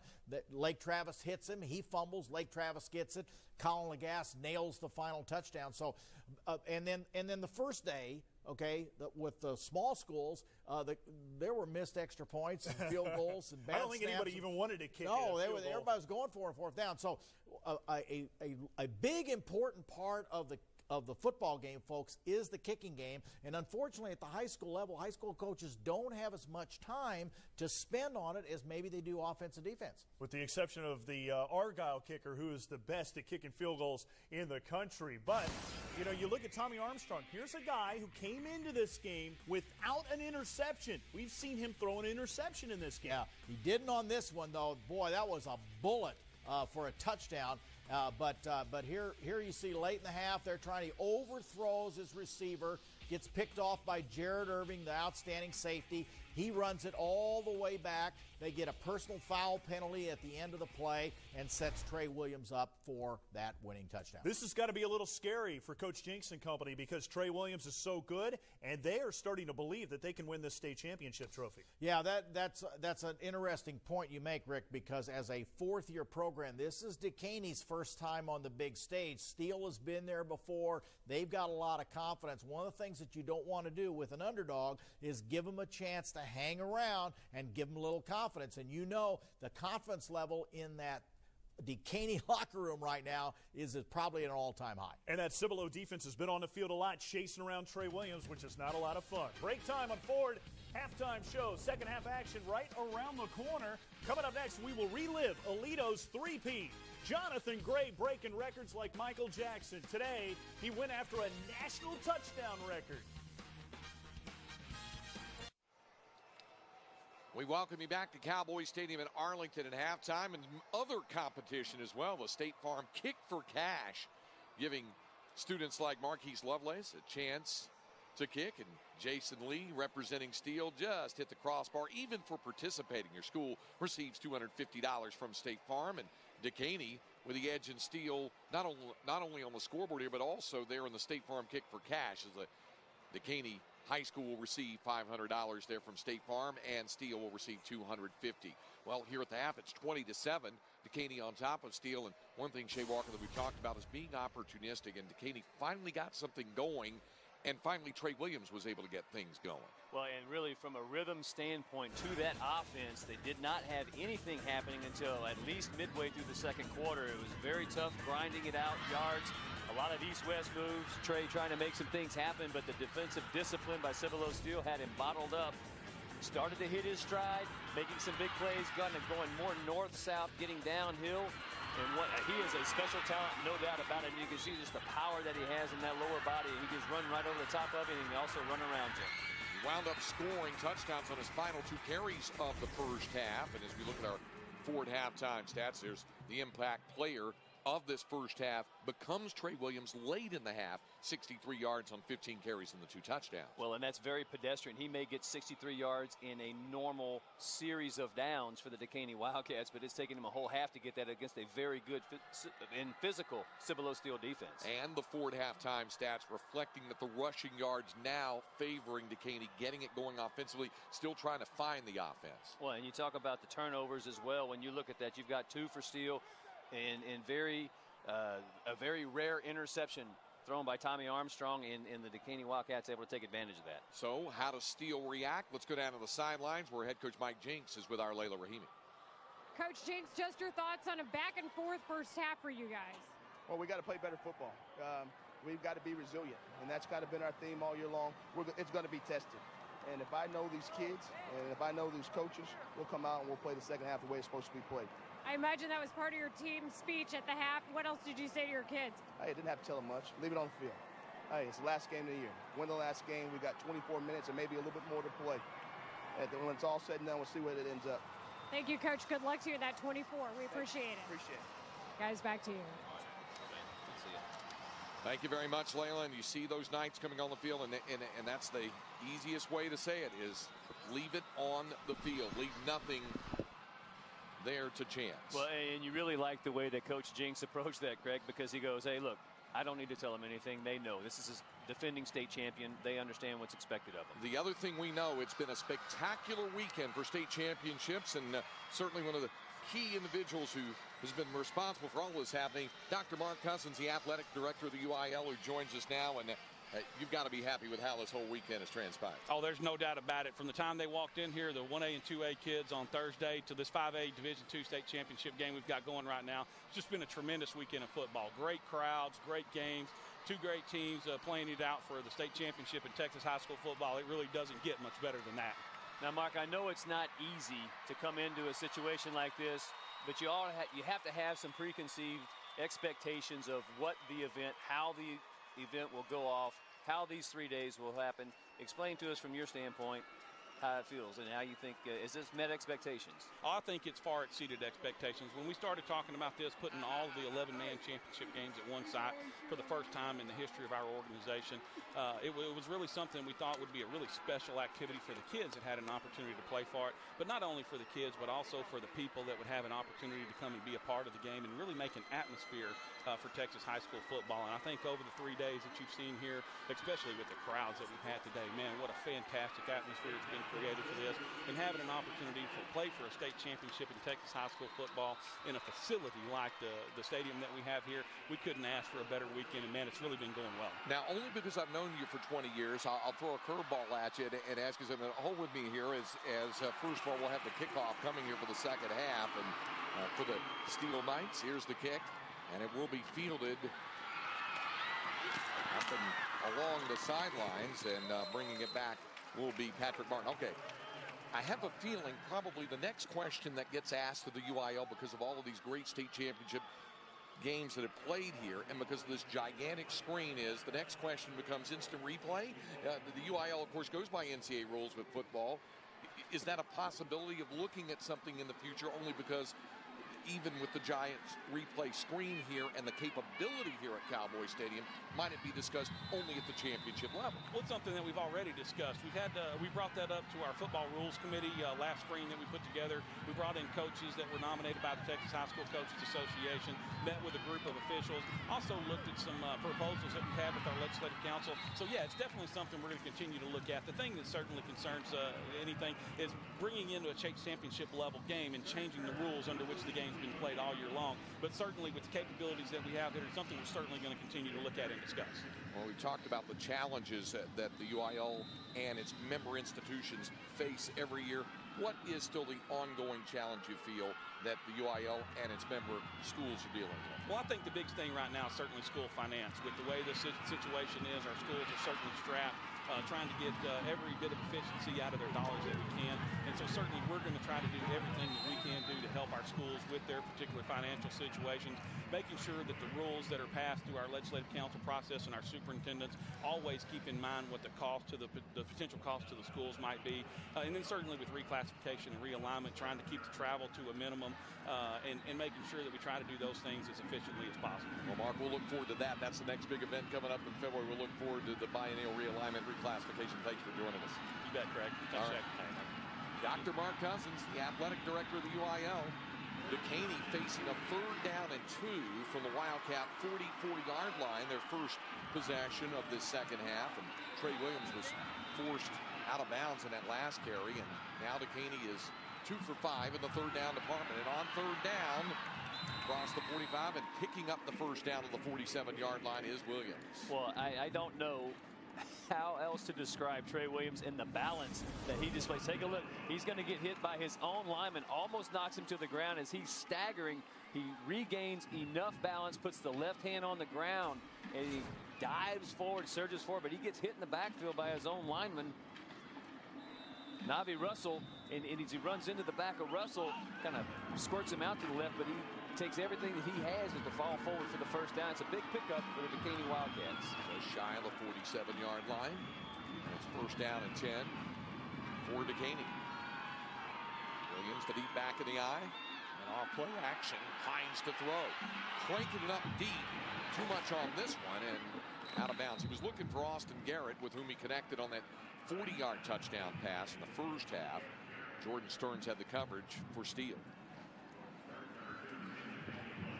Well, DeJuan Hines completing 53% of his passes coming into the game. And really, we saw him earlier, as you said, with that 40-yard completion and then a very improbable touchdown by Austin Garrett. But figured it worked for him once. He's going to heave it downfield again and see if Garrett can go up and get the jump ball, but sailed out of bounds on it. 2nd down and 10. Williams, the tailback. The fullback is Sean Horn, who had some effective carries in the first half, but it's Williams with a call and across midfield into Steele territory. DeVere Carrington, the tackle for the Knights. Ball at the 49-yard line, and it's now going to be 3rd down. And a little over 5 needed for the first. Well, it seems like the Wildcat offense, Craig, operates a little bit more smoothly and a little bit more efficiently when they're running downhill, north and south, right at the Cibilo Steele defense. When they try to bounce it out wide, there's too many black shirts and black hats around there and bottling people up, and so you have to make about 3 or 4 people miss to pick up the same amount of yardage. It's to Williams on 3rd down, and Williams surging 40 short of the first down by a couple. John Burton, the tackle for Steele. Now it's 4th down for Willie Amendola's ball club. He's had a lot of momentum going here, but it looks like he'll not take an unnecessary risk or a risk that might turn momentum here, and it looks as though Dekaney will punt as Jared Irving drops back to kick. He's only 10 yards back of the line of scrimmage, so we'll see if that is indeed the call. And it is. Irving, rugby style, pops this one, however, high and short. Let's see what kind of bounce it takes. Not a good one for Dekaney. He's going to bounce upfield, and that's up to the 29-yard line. That's a 13-yard punt, and that's a break for Steele. Now, not a very good effort there. Got underneath the ball too much, and it had a little bit of backspin on it. As you said, when it hit the ground, it took a Steele bounce, and defense holds for Cibilo. Steele, and coming back out under center, Tommy Armstrong. Let's see if the Knights can get something going offensively with Justin Stockton, the tailback. 2 wide receivers and a couple of tight ends in the formation for Steele. And it's to Stockton. 1st down, hold up the middle. Gain of 6 to the 35-yard line. Tyrell Kyle, the tackle for Dekaney. Just underway 3rd quarter. Dekaney leading by 13 unanswered points for the Wildcats. Coming in that 2nd quarter, after trailing 7-0 early, and that was because of a mistake, a fumbled punt by Jared Irving, and it's set up Steele for a touchdown pass from Armstrong to Bailey. But since then, Dekaney has played very well on plays like that. Cody Perdue coming in with a tackle and a loss of a couple of Justin Stockton. And now it's 3rd down. And we talked about how it's been difficult for Steele when they face 3rd and long tonight. Well, Cody Perdue is just an outstanding athlete. Only a junior. Again, we said it earlier, the 13-5A defensive newcomer of the year. And just really having a great game tonight. And flies around the ball and reads the keys extremely well. Steele 1 out of 5 in the 3rd down department. So on 3rd down, Armstrong looking to throw.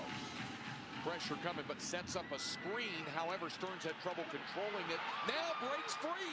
And here goes Stearns. A 1st down, still on his feet.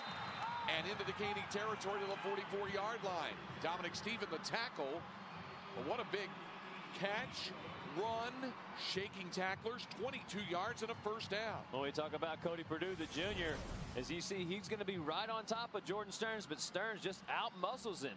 Kind of pushes him off with that left arm, picks up a little bit of a chip block there as well, and Stearns is off to the races. Yeah, give Justin Roberts, the left guard, credit for coming over with this block.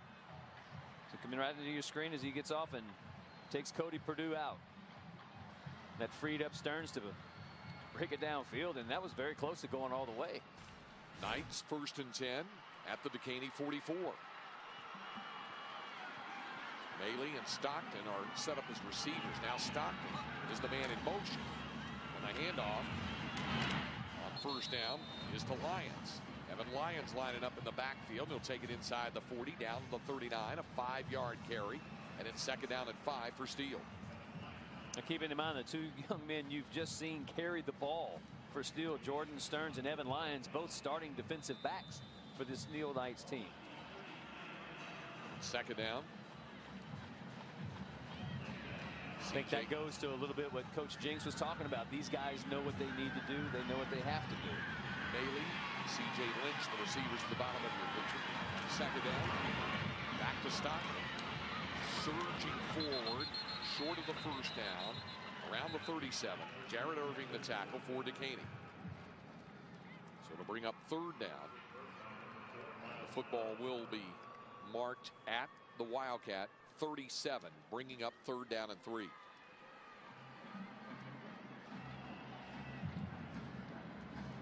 Steele converted the last time. Now 2 out of 6 in the 3rd down department. 3rd and 3. Armstrong will keep it himself. 1st down. Inside 34 down to the 33-yard line. Isidore Outing, Jared Irving combined on the tackle, but it's another move of the chains and another 1st down for Steele. Well, Tommy Armstrong knows how far he has to go to pick up the 1st down. Lowers the shoulders. It's a very tough physical run. Isidore Outing gets a good shot in on him, but Armstrong's strong enough to make the 1st down.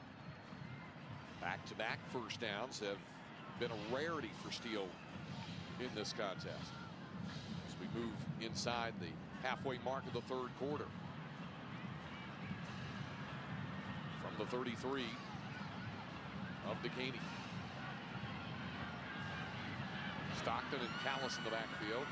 And Armstrong will keep it himself. Don't know if that was a design play, but it'll still pick up 4 yards. Yeah, Tommy Armstrong looked like he was holding the ball in the right hand, like he was going to try to make a play fake. And generally you would expect your quarterback to have 2 hands on it, but maybe a little bit of freelance there by the quarterback. And take a look here on the replay. You think this was intentional? Yeah, I guess so. Kind of looks that way, but he made it look good. Gain of 4. 2nd down and 6. Lyons and Stockton in the backfield for the Knights. This time off the left side and nothing doing at all. In fact, it's a loss on the play for Stockton, and excellent pursuit by Armand Nance and also by Emmanuel Cassie on the tackle. It's a loss of a couple, and it's now 3rd down and 7. Or really 3rd and 8. The ball at the 31-yard line. So 3rd down and 8 for Steele. They've converted 2 third downs on this drive after starting off just 1 out of 5 in the third down department in the first half. Armstrong losing the center snap. Going to pick it up. Can he do anything with it? No. Dragged down by Miles Curl. That's a gigantic loss all the way back to the 46-yard line. A 23-yard loss, and it brings up 4th down. Take a look at the snap. It never gets above knee high, Craig, and just you could call that a fortunate roll for Cibilo Steele, because at least Armstrong was able to go down and get his hands around the ball, but certainly with the way Miles Curl closing in on him, really nothing he could do with it other than what happened. And that center snap from Peyton Jackson is also an example of something else we'll get to in just a moment here, as Armstrong will have to punt. And the kick is away. And it'll be Williams who fields it over his shoulder at the 9-yard line. Now Williams with some momentum. Outside and still on his feet. Still moving is Trey Williams. What a run by Williams. And finally dragged out of bounds from the 9-yard line where he fielded that punt. Trey Williams had some spectacular moves on the return all the way to the 39-yard line. 52 yards on the punt return by Trey Williams. Watch him work here. Trey Williams had that spectacular 52-yard punt return, and supplementing his 76 rushing yards on 19 carries here as we approach the late stages of the third quarter. Sean Horn, however, gets this carry on first down, and he's inside the 35 down to the 33. It's a 6-yard carry to Veer Carrington, the tackle for Steele. What I was starting to say earlier, Shea, was that bad center snap from Steele take absolutely nothing away from Dekaney, because they're taking it right to Steele. In addition to that, Steele just seems out of sync, out of rhythm tonight, and unforced errors in addition to what Dekaney is doing to them. Well, it does seem a little atypical for the Knights, but again, you have to go back and think about what this Dekaney defense is doing, and as you said, they're definitely taking the fight to Cibilo Steele. Second down, handoff, Horn close to a first down. He's down to the 31. Ross Lunsman, the tackle. The thing that has been most impressive about Dekaney is, I always hear this from basketball coaches, if your shot's not falling, you can still win games with defense. You can play defense and rebound and keep your team in the game. And that's what Dekaney's done here. Early when the offense wasn't clicking, the defense kept everything down the center, and then finally the offense found itself. Well, and they really did kind of find that identity, if you will, and that was been a calling card, if you will, for this Dekaney Wildcat team all season. I mean, they're very physical at the point of attack and just kind of matching up and just going man-to-man in the hole. Now Williams close to the first down. Let's see where they spot it. Looks like they're going to come in. One linesman, the head linesman is going to come in right around the 30, maybe just a shade inside, but Trey Williams needed the 29, so it's going to be short. The question is by how much. It's at the 30-yard line. Of course, the yellow line we've had out there for you, the first down line is unofficial, but he needs to reach the 29-yard line, and the ball is at the 30. It's 4th and a yard, and the Wildcats are going to go for it. Well, that's great penetration by that Knight defense to get back and slow Trey Williams down and make him move off the line that he wanted to run on, but a very important 4th down try. 4th and a yard. Handoff. Williams, first down. Dekaney. In the first quarter, Dekaney was stopped at the goal line when DeJuan Hines went back-to-back quarterback sneaks and was stopped short of the goal line. But this time on 4th down, the Wildcats reached the line to gain, and then an additional yard. They'll have 1st and 10 at the 28. Well, and a good surge by the big guys up front. Travion Harmon, Nave Russell, and Justin Smith getting a good push at that point. DeMarc Johnson also part of that, but nice job by that Wildcat offensive line getting a surge and getting a little bit of a push, and that's enough for Trey Williams to pick up the first down. It's at the 28-yard line of Steele. Williams, the tailback, receives the call, stepped out of a would-be tackle, got away from the second and the third, then took a hard pop, and a flag comes down. John Burton hit him pretty hard, but I think it's a holding call coming on the play, as it looked like a member of the offensive front for Dekaney is going to be called for holding. Here's the call. We have holding on the offense. It's a 10-yard penalty for the previous spot. We'll replay first down. Now, credit Steele for not giving up on the play after Trey Williams broke 3 tackles. That was the first. There's a second. There'll be another one, but the hold comes on the tail end of the play. Well, and Trey Williams takes a pretty big shot right there as he's trying to fight and scrap for extra yards. John Burton lays a pretty good lick on him, and you got to do that if you're Steele, man. I mean, you've got a top flight running back who's running downhill on you all game, and don't give up anything. Don't give up anything easy. And back to that I formation. It's at the 38-yard line on first down and 20. This time it's Sean Horn powering it, but only for a couple. Lunsman has had an active game tonight. The senior strong side linebacker on the tackle for the Knights. Well, these linebackers for Cibilo Steele are just outstanding. DeVere Carrington, 142 tackles. Jalen Maddox, 120. Lunsman, 160. These linebackers are very active for the Cibilo Steele Knights. I'd say Carrington's now hit the 150 mark at least tonight. Into the third quarter. There is exactly 12 minutes of high school football remaining in all of Texas. And we'll have it coming up from Cowboy Stadium. And as we go to break at the end of the third quarter, special message from DQ. Layla Rahimi, Neil Beasley, and our Fox Sports crew with you here. The final quarter of the final game of the 2011 high school football season in Texas. There was no scoring in the third quarter as you look at the State Farm possessions. But you know what? That's good news for Dekaney because it just shrinks the game down to one quarter. They were up 20-7 at the half. They're still up 20-7, and it's only their second possession in the second half. And Steele with the one possession and wound up punting the football. Well, it's been a very defensive-minded third quarter, as you see. Not a whole lot going on offensively, but Dekaney now having at least a little bit of a drive going with decent field position. So time is of the essence for the Cibilo Steele Knights. They're only down by 13 points, as you said, but they do need to respond. It is second down and 18 for Dekaney at the Knights 36. DeJuan Hines this time in the shotgun. There was movement, and this is going to be false start call number 6 of the ball game. If you're Willie Amendola. Before the snap, false start on the offense. That's a 5-yard penalty. It remains second down. You've got to believe you want to give up on the shotgun. Get out of the gun, go under center.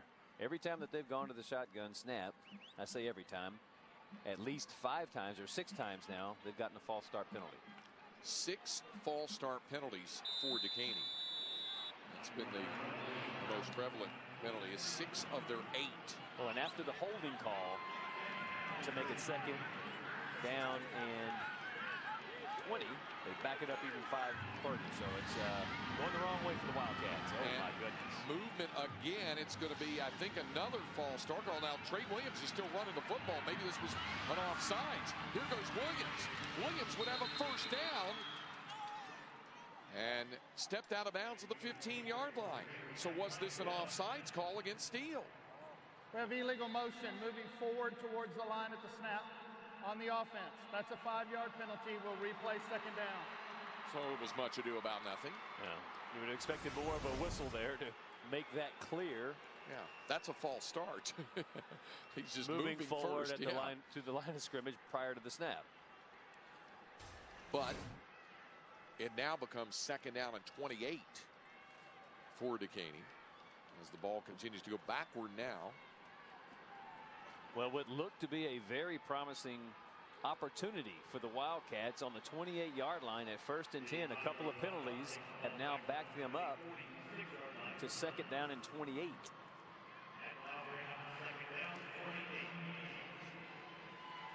So it's at the 46-yard line of Steele, but it is second down and 28 needed for the first. Austin Garrett down on the bottom of the screen. Number 81 made a big play for this Dekaney Wildcat team for their first touchdown. Sean Horn is the tailback, and it's Horn who gets the call, and Horn who will be brought down. Open field tackle by DeVere Carrington. What a game Carrington's having. Well, these linebackers for Steele, we talked about them earlier, but DeVere Carrington takes exactly the right angle, shoots the gap as he sees that pulling guard. He fills the gap gets in around the legs of Sean Horn and drops him for a loss. Well, Dekaney had trouble on third down throughout the first half, but then got on a streak where they converted some. They're 4 of 8 in the third down department. This would be quite the conversion if they can pull this off. Third down and 29 from the Knights' 47. It's to Williams. Trey Williams in trouble outside and limited to just a 3-yard gain to the 44. Lunsman to the tackle, and fourth down and 26. So a punt coming for Dekaney.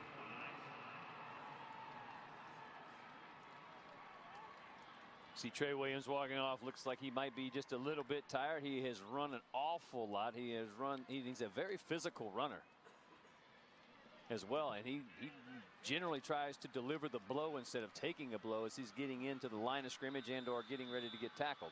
Trey Williams is verbally committed to Texas A&M, has said that he might look at taking some of his visits, and a kick partially blocked by the Knights. Ross Lunsman got a hand on the football and went out of bounds near the 30-yard line. We'll see where the officials spot the football. I thought it went out of bounds at 30. We got an official standing over by the 47-yard line. And now at the 36, and that's where it'll be spotted, at the 36-yard line. It's an 11-yard punt, and Steele has to get its offense in gear after this timeout. Chip, 10:18 to go, and Neil Beasley down on the sidelines with another Amendola. That's right, that Amendola name may sound familiar. Danny Amendola, of course, most people know him around here from Texas Tech, but NFL receiver for the Rams, and you got to love being here. Dad's doing an awful good job tonight, isn't he? Yeah, they've had a good year so far. You know, it's a big day for Texas high school football, especially in Houston, and to come out here, it's a great showing. To come all the way up to Dallas, and it looks like they're having fun. And I know Dad's got to be ticked at all these 5-yard offsides penalties. What's he going to say about all that? I don't know. It's a little loud in here. It might be the venue. I don't know. But, they're a well-coached ball club, and they're playing well so far. And what about you with the Rams, but on IR right now? What's everything all right? Got elbow? What is Yeah, I dislocated my elbow week 1 versus the Eagles, and been on IR ever since. It's my 3rd month coming out of surgery, so just trying to get back for next year. That sounds painful, was it? Yeah, it didn't feel good, so. All right, hurry back. Appreciate it. Thank you, sir. All right, back up to you guys. All right, thanks very much. Rams certainly miss him. And misfiring on that pass downfield where the Knights. Armstrong trying to connect downfield. It is 2nd down and 10 for Steele. From its 36, Armstrong trying to break through, and Dekaney's defense has done a good job of keeping Armstrong from just bursting through and going the distance. Tyrell Kyle made the tackle. I know you saw Steele in its semifinal win over Port Arthur Memorial last week, Shay, and you saw Armstrong break those kinds of runs for big gains. Well, he really did. I mean, he had a monster game, and you think about the things that he did there, and then looking at this defense for Dekaney and really zeroing in on him, and they've done a fantastic job because they're shutting down one of the best players in the state of Texas. It is 3rd down and 4 for the Knights. Stockton in trouble. And he is not even going to get beyond the line of scrimmage. Again, Dekaney's defense stuffing the run. Emmanuel Cassie on the stop. And now it's 4th down, and important decision coming right now for Mike Jinks. Well, Neil talking to Danny Amendola. Danny Amendola is a member of the Woodlands Highlanders. Played in the state championship game his senior year, and ran into a very tough Galena Park North Shore team led by Bobby Reed. That was one of the best teams I think you and I have seen down through the years. David Amon's ball club winning that 5A Division I state title. And 4th down and 4 has just become 4th down and 9 to a substitution infraction. Here's the We call. have a substitution infraction on the offense, breaking the huddle with 12 men. That's a 5-yard penalty. It remains 4th down. Very uncharacteristic for the Cibilo Steel Knights and Mike Jinks' club, and we've seen some kind of clock management things going on at the end of the first half, and these types of penalties are just not accustomed to making those kinds of mistakes. And now Coach Jinks feeling that they have to punt the ball. It's 4th and 9. Now 4th and 4, you have some hope that you can convert that down 13 with under 9 minutes to go. But The onus on them to kick away, and Jared Irving back deep to receive the punt. And the first time that we've seen only one return man deep. Here's the kick, and Irving will backpedal to field it from his 21-yard line. And a turn to corner, picked up a big block, and here goes Irving. But that block was an illegal one, and it's going to nullify a lot of that run as it goes to the 45-yard line. Dekaney fans are applauding the block, but it was an illegal block, and I think that's what sprung the big return. Well, and Coach Amendola, you can see him. He is in the ear of the official who threw the flag and saying, look at the screen, look at the screen. His head was across the bow. That was Miles Curl, number 4 for Spring Dekaney. We'll have to through the block. Here's another look at it.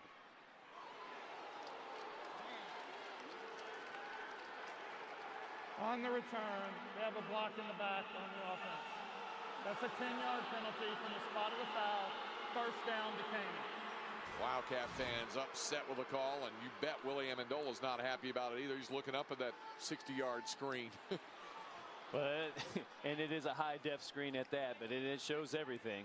By the way, if we were playing these games with instant replay, that wouldn't qualify as replay anyway. Nope. Dekaney's ball when we come back. The Texas 5A Division II State High School Football Championship is brought to you by State Farm. Visit texas.statefarm.com to score the ultimate VIP experience. By your local Texas Ford dealers. Check out the F-150, the truck of Texas, at texasford.com. By Academy Sports and Outdoors. Right stuff, low price, every day. And by DQ, for the best tasting treats, eats, and drinks in Texas. DQ just tastes better. It'll be Spring Dekaney football as the Wildcats start on their own 15-yard line, leading by 13. A little over 8 minutes remaining in this state title matchup. Trey Williams, big room, big block, and Williams only one man to beat. The move down the sidelines, a stiff arm and more. And Trey Williams with his best run of the night. All the way down to the 25-yard line. That run is a total of 60 yards for Trey Williams. Well, you know you can't bottle him up the entire game. You just have to limit his big plays, and you take a look as he goes right into the line of scrimmage. The north-south running by Trey Williams. And then how about the finish? Stiff arm on Eric Hune and hurdles back over the top of him, and just a lot of athleticism and a lot of power in that small body. That big frame, or runs big for a small frame. And that will take Williams over 100 yards rushing tonight. That 60-yard gallop takes it down to the 25-yard line of Steele. 142 yards now for Trey Williams. 31 carries, 251 yards, and 6 touchdowns last week against the Mansfield Timberview in the semifinals. First down, and going to Gerald Esteen, senior. And he's a reserve backup to Trey Williams, and promptly churns straight up the middle for another first down. Takes it for 10 yards to the 15 as Trey Williams gets a breather. Well, that's kind of like the Sean Horn model. Number 25 instead of number 24, but just barreling straight down between that guard tackle gap. Nice job of those offensive linemen creating not a hole, but enough of a crease in the seam. You see Williams trying to get his breath before he gets back. Also, training staff working on the leg, maybe some cramping. We'll see if we can find out. Meanwhile, Steele remains the tailback, and he'll get the call again. Running room inside the 10 and down to the 8-yard line, and now it's almost as if it doesn't matter who the back is, because that offensive line for Dekaney is firing off the line of scrimmage. Well, they're definitely winning the battle up front. Travion Harmon and Nave Russell both doing a very good job of getting deep downfield push. First and goal at the 7-yard line. Or second down and 2, excuse me, from the 7. And back to the theme to the 5 and down to the 4-yard line. Gerald Esteen, John Burke the tackle. It will now be first and goal, and now Sean Horn will check in to the backfield. First down and goal for Dekaney, going for a touchdown that could enable the Wildcats to get a stranglehold on this championship. First and goal, Dekaney at the Steele 4-yard line. Well, in there wisely, not breaking huddle until about 13 seconds left on the play clock. Horn is in there, but Esteem remains the tailback. On first down and goal, it is Esteem to the 3-yard line and then driven back, and they'll actually say he was stopped at the line of scrimmage to the 4. Mason Walward, Ross Linsman on the tackle. And now Trey Williams is ready to return to the field. So Williams is back. It'll be second down and goal from the 4. And there's Mr. Williams, he of the 142 yards. See Austin Garrett checking back into the game as well.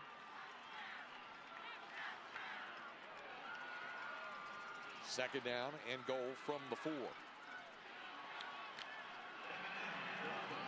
Trey Williams has carried it 23 times. And the center snap fumbled. A scramble for it, but able to hop back on it was Hines right at the line of scrimmage. It'll bring up third down and goal as DeJuan Hines lost control of the ball, pulling out from center and quickly dived back on the ball.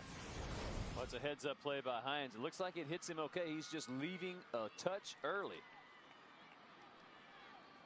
Third down and goal. Steele really in a position of having to have a stop here to have any hope. On third down, Williams the tailback.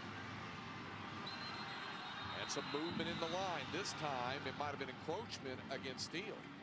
Let's check. Penalty. We have offsides on the defense.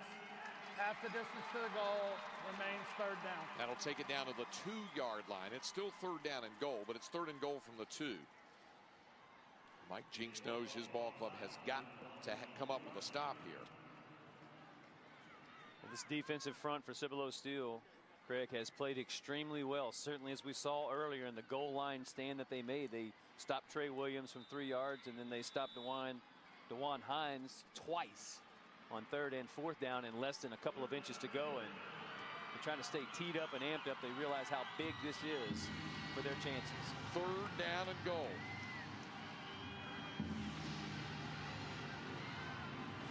And Hines on the rollout, looking to throw to the end zone, caught by Sean Horn for the touchdown. Versatility out of the offense that time. DeJuan Hines finding Horn for a gigantic touchdown for Dekaney. Well, again, when you have a back like Trey Williams that you can hold the linebackers in that middle tackle box, you can have guys like Horn slide out in the flat, comes up with the catch. DeJuan Hines does a nice job of finding him. Sean Horn, this season, 14 catches. 3 of those were for touchdowns. He doesn't catch a lot of balls, but he does catch a good proportion of touchdowns to that. It's so there now for the extra point. And the kick is good. A 20-point lead for Dekaney, a school in only its 4th season of varsity competition and closing in on a state championship as you get another look at the touchdown.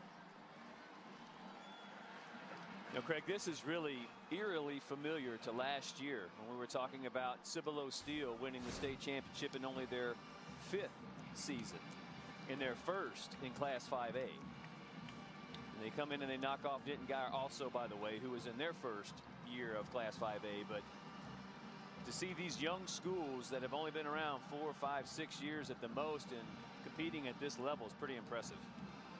Well, to summarize this contest, with only 4:16 to go in the ball game. In the first half, the one big mistake made by Jared Irving, and Dekaney led to this, a touchdown to Maley that was 7-0 Steele. But even after the Knights came up with a goal line stand, back came Dekaney. DeJuan Hines to Austin Garrett, 40 yards for the touchdown, and then Mr. Williams checked in to action. That was his first touchdown, and this one here is his second touchdown. Again, load the line up to the right, pitch it out to the speedster on the left. Then DeJuan Hines coming in with his last touchdown, finding Sean Horn. A very effective and efficient offense by the Dekaney Wildcats. Kickoff, a short one, fielded at the 30 by Braylon McCollum and across the 31. Consider this. Shea. DeJuan Hines has only attempted 5 passes tonight.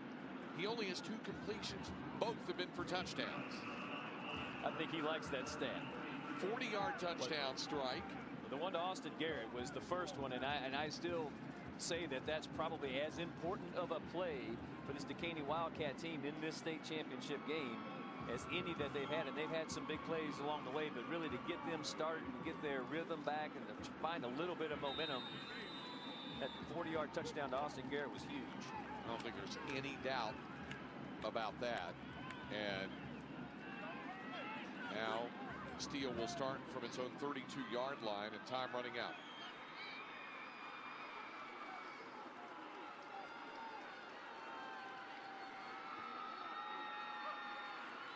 Shotgun snap. Pass downfield and incomplete to Braylon McCollum. And his hands could not hold it.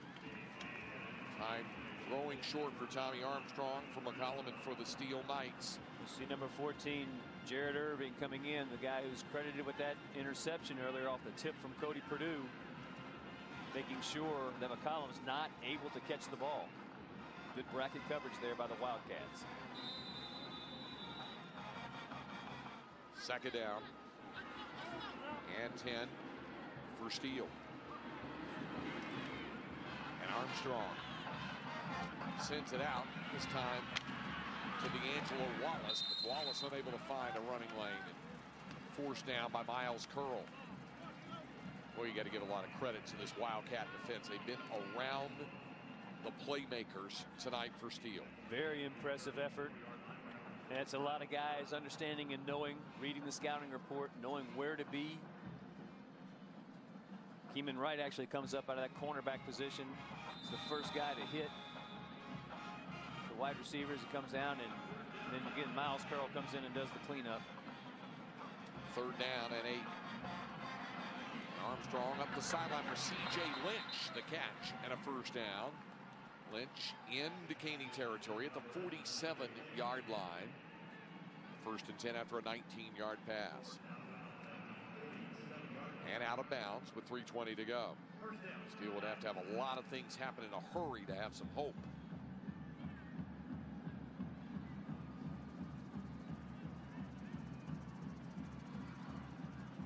Play relayed in by D'Angelo Wallace. And at the 47-yard line, it's first down and 10 for Steele.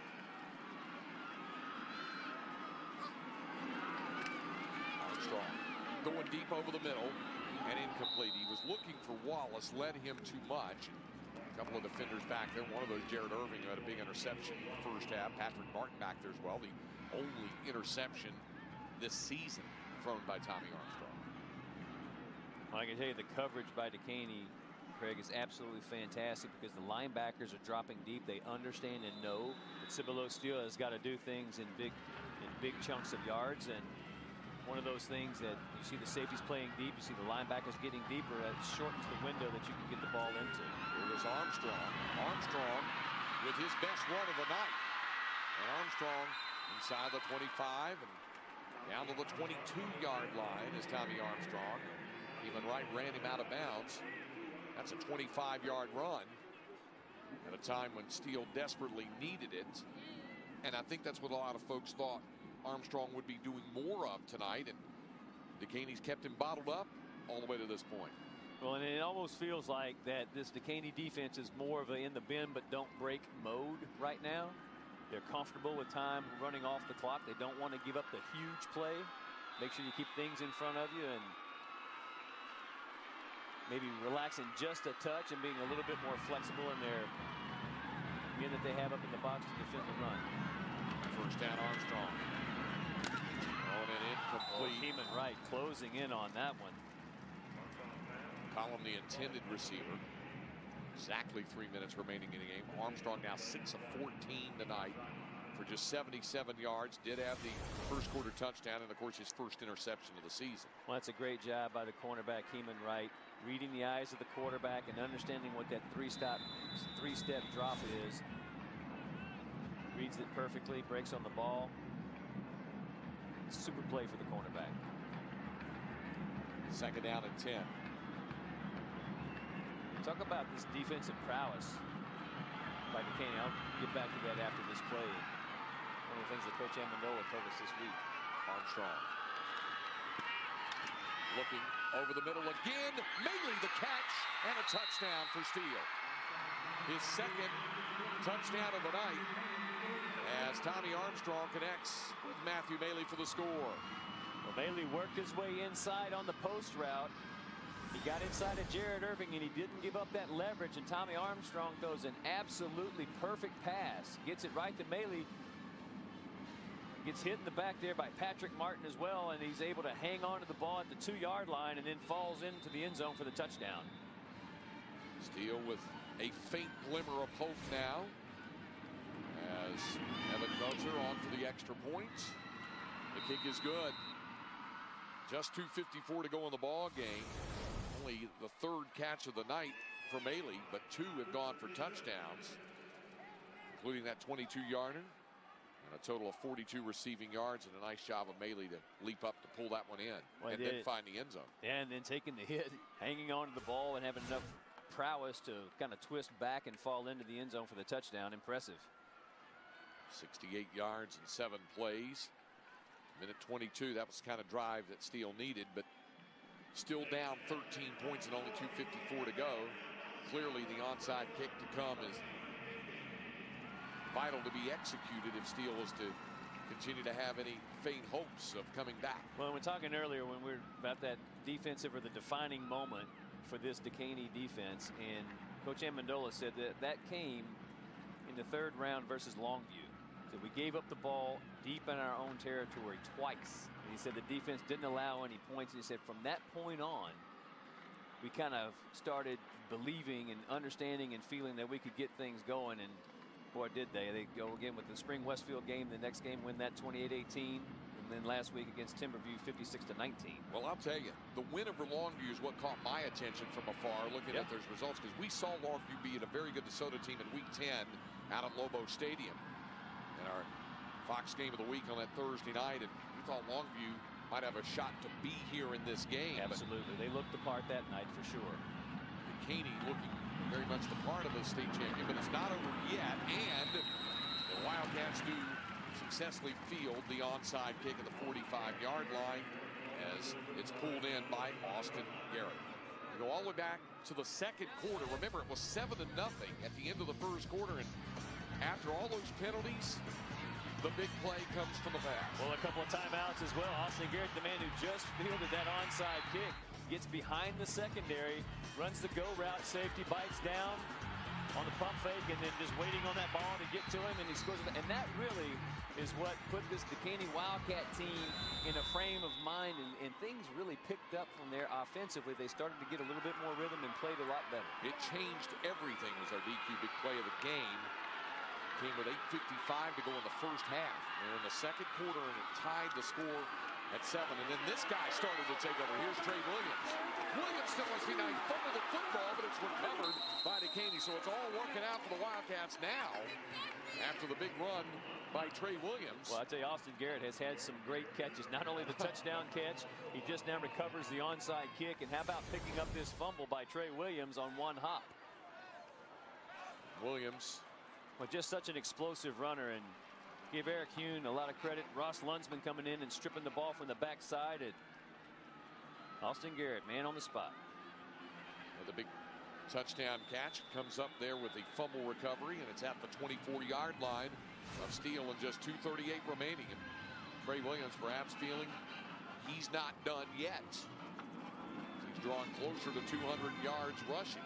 And who would have thought it after the very 63 yards in the first half, and really being bottled up and contained extremely well by this Steele Knight defense. Gets the call again. Here he goes. Williams still on his feet. Williams for the end zone. Touchdown, Dekaney. And perhaps an exclamation point to a Wildcat state championship run on a state title run by Trey Williams. Greg, he would not be denied on this play. You see him making moves at the line of scrimmage, but he's always moving downhill as well. He runs it. He is going to run right through an arm tackle, leaves a couple of black jerseys in his wake, and just pushes forward, gets between Eric Hune and the other Cibilo Steele defender for the touchdown. He actually fell on Hune as Hune fell across the plane of the goal line. And just, again, so much power. Very impressive runner. And again, it's when you see someone, and you say, well, how can a guy run for 3,500 yards? He's only 5'10", 175 pounds. And then when you see, yeah, you get a good dose of that right now. A lot of power in that little body. 197 yards and 3 touchdowns. And the touchdown is given to Dekaney. A 20-point lead again with just 2:10 remaining in the ball game. Now, Travion Harmon, that starting center, 5'10", 220-pound senior, has done yeoman-like work down there in the trenches for the Dekaney Wildcats, creating good seams and getting good pushes. And again, when you see this Dekaney team, Craig, I really believe for Trey Williams, what has kind of changed the dynamic for him in this game. At the very beginning of the game, he did a lot of east-west running, tried to hit him on the speed sweep, tried to get him out around the tackles, and nothing doing. The Cibilo Steele defense was too tough, and that wasn't happening. You start running between the tackles and creating those lanes and those seams, and you're going more downhill on them. That's where Trey Williams really shines. Trey Williams now at 3,884 yards rushing this season. And they're starting to understand that the season's come to an end. It'd be a disappointing ending for Steele after the Knights won the state title in 2010. Remember, we were talking about in the open, they lost 2 of their first 3 games last year and then caught fire. They go on a 14-2 overall record, win the state championship. Coming into tonight's game, they're 15-0. The long-time Cibilo Steele Knights have not won a ball game. John Gaines, the kickoff return, moving outside. Gaines brought down at the 35-yard line. 1:59 to go. Well, and what a great achievement for Willie Amendola and his staff. This is just the second spring ISD team to make it to the state finals, and we were talking about this earlier.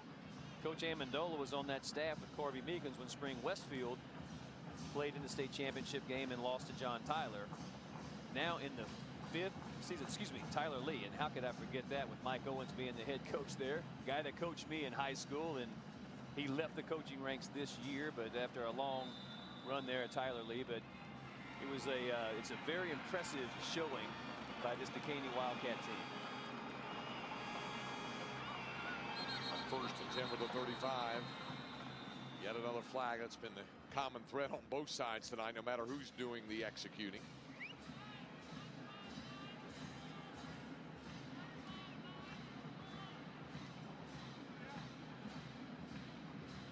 Sort it out. This is also before the play. We have false start on the offense. Please reset the game clock to 1:59. The way that this game started, it almost felt like the Knights would continue their dominance on defense in the playoffs. They've only allowed 12 points a game through their first 5 playoff games on average per game, and to see Dekaney putting up 34 and really not hitting their stride until mid-second quarter. Armstrong setting up a screen to C.J. Lynch. Oh my goodness, was Lynch popped hard. He'll pop right back up, but he took a shot across the middle from Tyrell Kyle. Tyrell Kyle has made some big hits and delivered some big blows. Talked about him earlier, only a sophomore, listed as a running back on the roster, if you will, but playing in that, take a look at the hit coming in out of that safety position. That's a nice job of Lynch hanging on to the ball. After the loss of 3 at second down and 13, and Armstrong incompletes in between where Maley was and where McCullum was, and it brings up 3rd down. 1:22 remaining in the football game.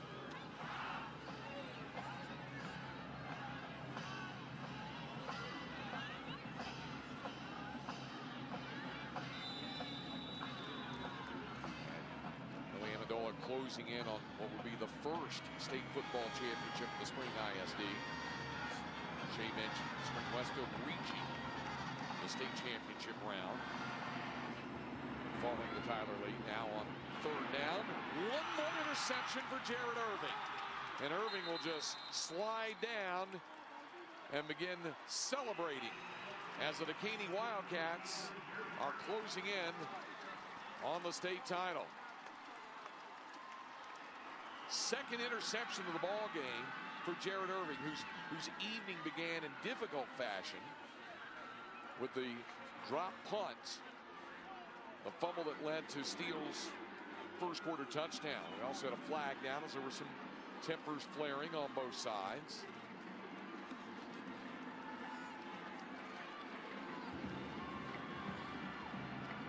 I think that'll be a post-possession foul. It'll go over to Dekaney, where the Wildcats will prepare to run out the clock.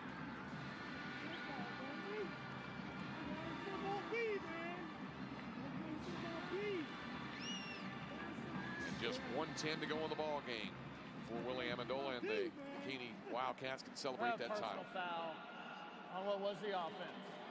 It's a 15-yard penalty. First down, Dekaney.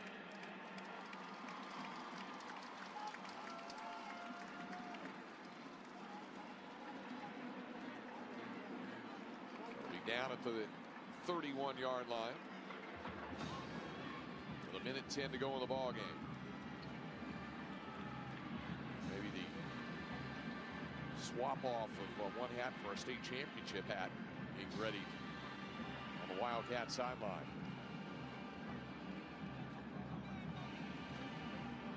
Trey Williams is out there on the field. He's already celebrating as he walks toward the huddle. You got to believe he's going to be the.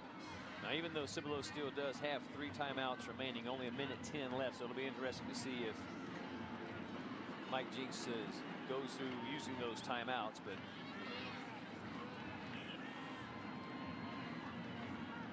keeping it, going straight ahead is DeJuan Hines. He'll now go down.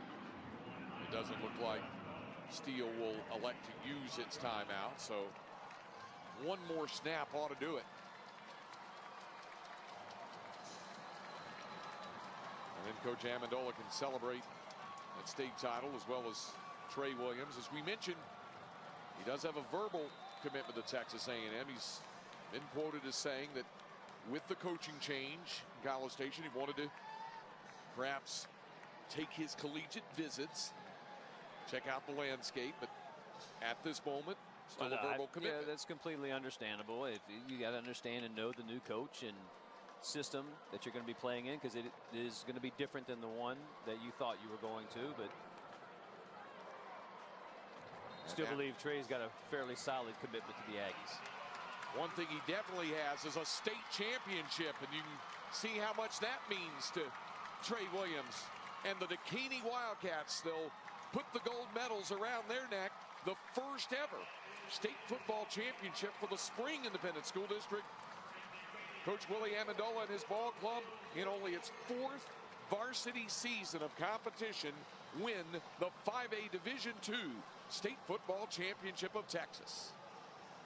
And Craig, and think about just what Coach Amendola has done in this Wildcats program. In 08, this team went 0-9. In 09, they went 5-5. Last year, 6-4.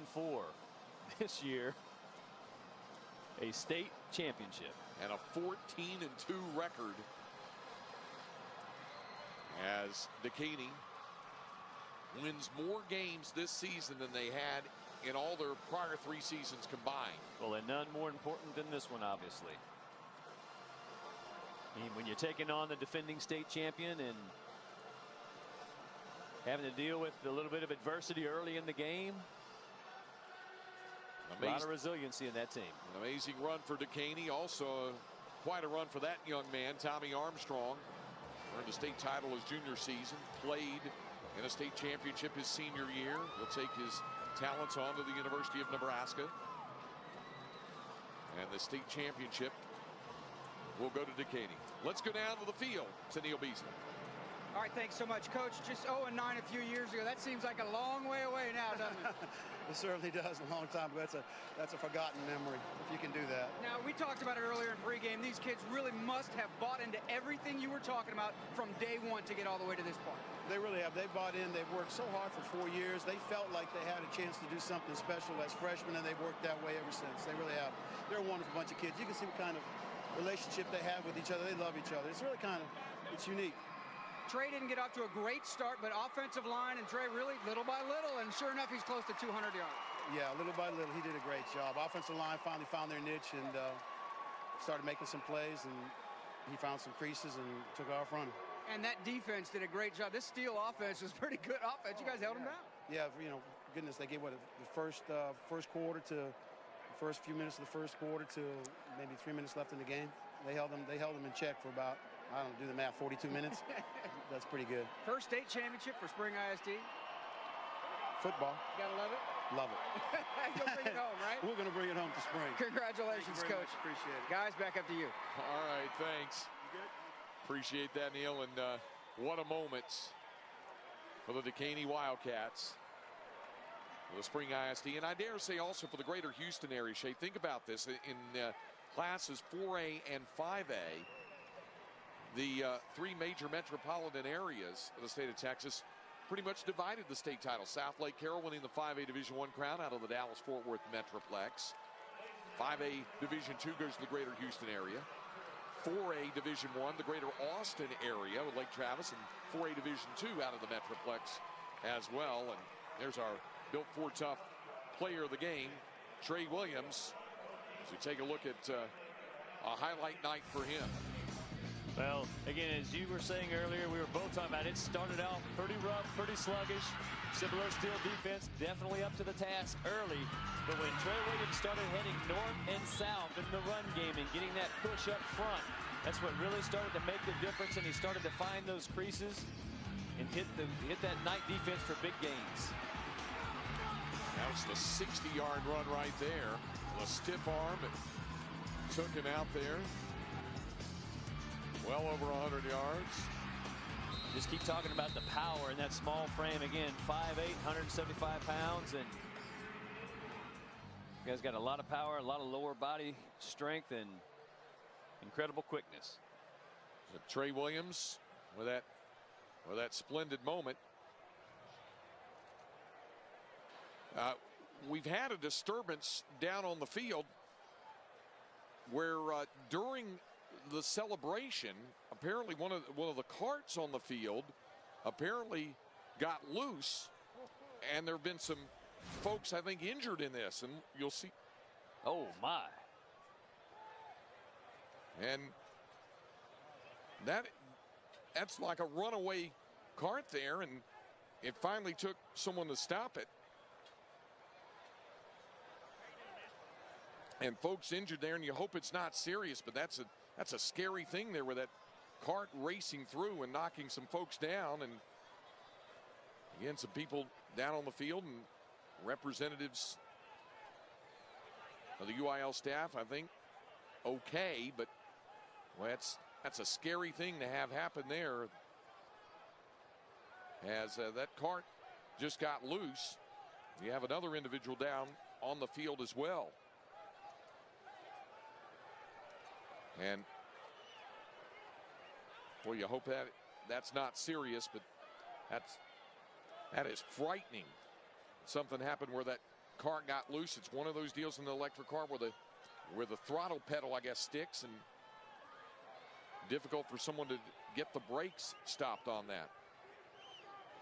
We hope there aren't any serious injuries. And was that Coach Amendola who jumped in the cart to stop it?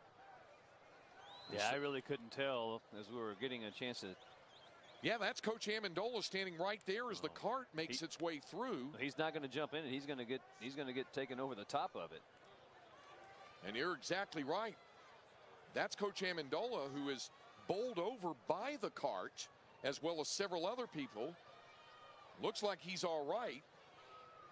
You can put a momentary sobering moment there, and you can tell he gash took on the arm, and my goodness. Looks like he's all right, but well, like he said, a frightening thing there, and you hope it's not serious injuries involved for those who are injured by that cart.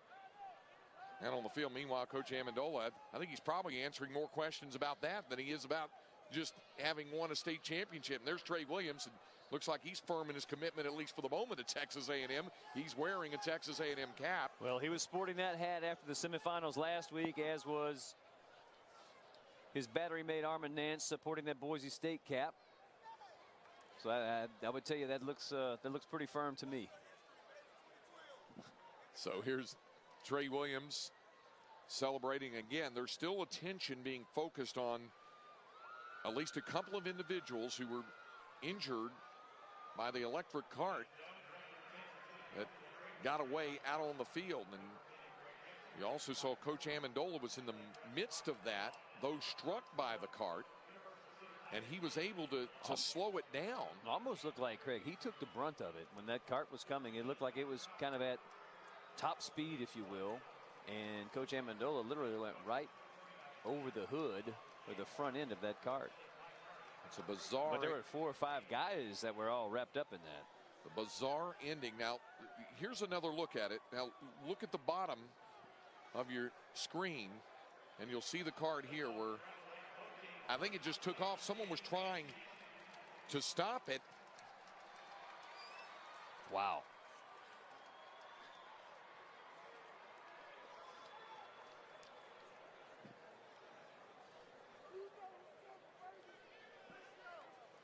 That's scary. And you worry for those who were struck by the cart. And again, I think someone had parked it down in the end zone, and the throttle pedal stuck. Shay, that actually happened to me with a golf cart once. Fortunately, I wasn't it. The cart ran into a creek when I was playing golf once down in South Carolina. But when something like this happens, you worry for those who've been hit. Fortunately, oh my goodness, yeah, just the crowd of people and not really having an opportunity to see it. I mean, literally just completely getting blindsided by the court. Not a glancing blow, but pretty much as it hit into that pod of people, it was kind of almost like a bowling ball rolling right down the center of the lane. Well, they will certainly assist those who have been injured. Arlington Fire and Rescue coming over, and meanwhile they will proceed with the presentation of the awards. The defensive player of the game is Jared Irving with the 2 interceptions, and you see him proudly wearing the University of Houston hat. Yeah, we talked about it. Hey, this kid started at quarterback 8 games last year for the Dekaney Wildcats, and he moves over to safety as DeJuan Hines takes over the starting quarterback position. Came up with that big interception early and a nice return on that as well. The offensive player of the game, is there any doubt as to who the offensive MVP is? Well, I would think it'd be hard to find another one, but he wants to vamp a little bit. It is Trey Williams with his teammate. And Williams, gold medal around the neck, Texas A&M cap on his head. And he looks the part, man. What a great game, what a fantastic season, and just a brilliant way of finishing it off with the state championship, but also the rushing yards that he put up after having only 63 yards at the half, scoring 3 touchdowns en route to that honor. 197 yards rushing tonight, the offensive MVP. And now they present the state runner-up trophy to Cibilo Steele. Mike Jinks holding that trophy aloft to the Steele fans. Well, Coach Jinks is really one of the class guys in coaching at the state of Texas. And really, you think about what he's done with that Cibilo Steele program, Craig, in just its 6th season. Has had him playing, won a state championship last year, and made it all the way to the state finals in undefeated fashion until tonight. So impressive job that he's done with that team. And the team trophy being presented to the Dekaney Wildcats. The school's first ever state football championship. And Dekaney claiming the crown for the school, for the Spring ISD, and also for the greater Houston area. Let's go down to the field where certainly our Built Ford Tough player of the game, Trey Williams, is with our Layla Rahimi. And Trey is so excited. He also brought his mom, Donna.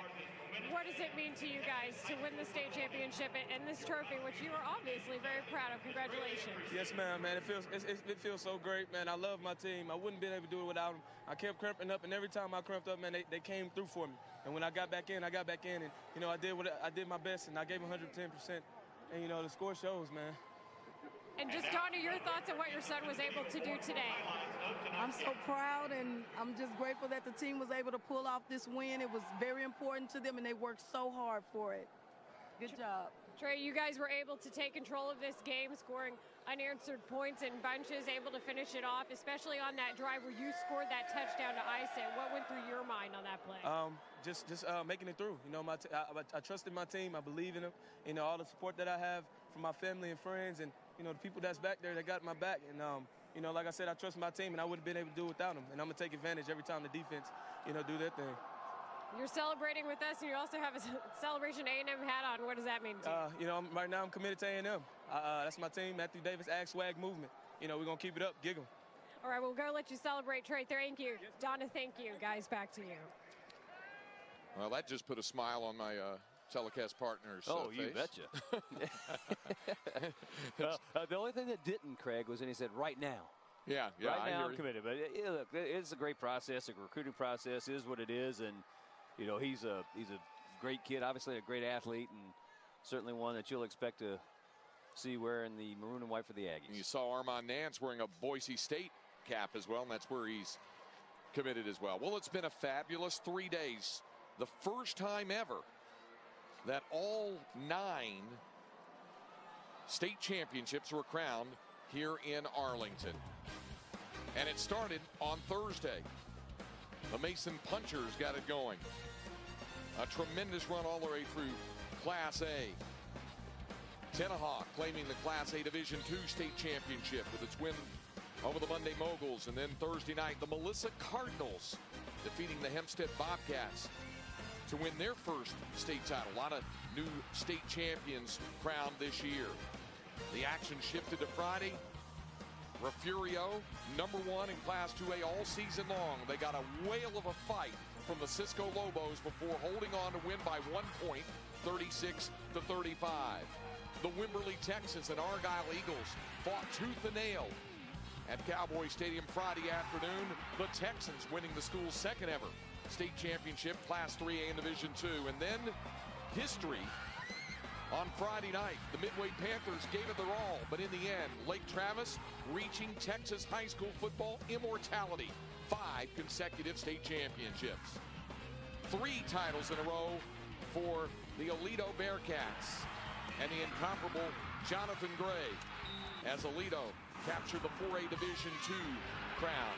Gray, the all-time touchdown career record holder in the nation. Friday afternoon, South Lake Carroll against Fort Bend Hightower. Up and down the field, the two teams went. And when all was said and done, the Carroll Dragons tying Salina for most state championships in Texas high school football history with 8. And then our final game tonight, the Cibilo Steele Knights defending champions of 5A Division II, but a new champion rising as the Dekaney Wildcats capture it. That'll wrap up things from here at Cowboy Stadium in Arlington. For all of our Fox Sports Southwest crew, Shay Walker, Neil Beasley, and Layla Rahimi, I'm Craig Way. Stand by for High School Scoreboard Live.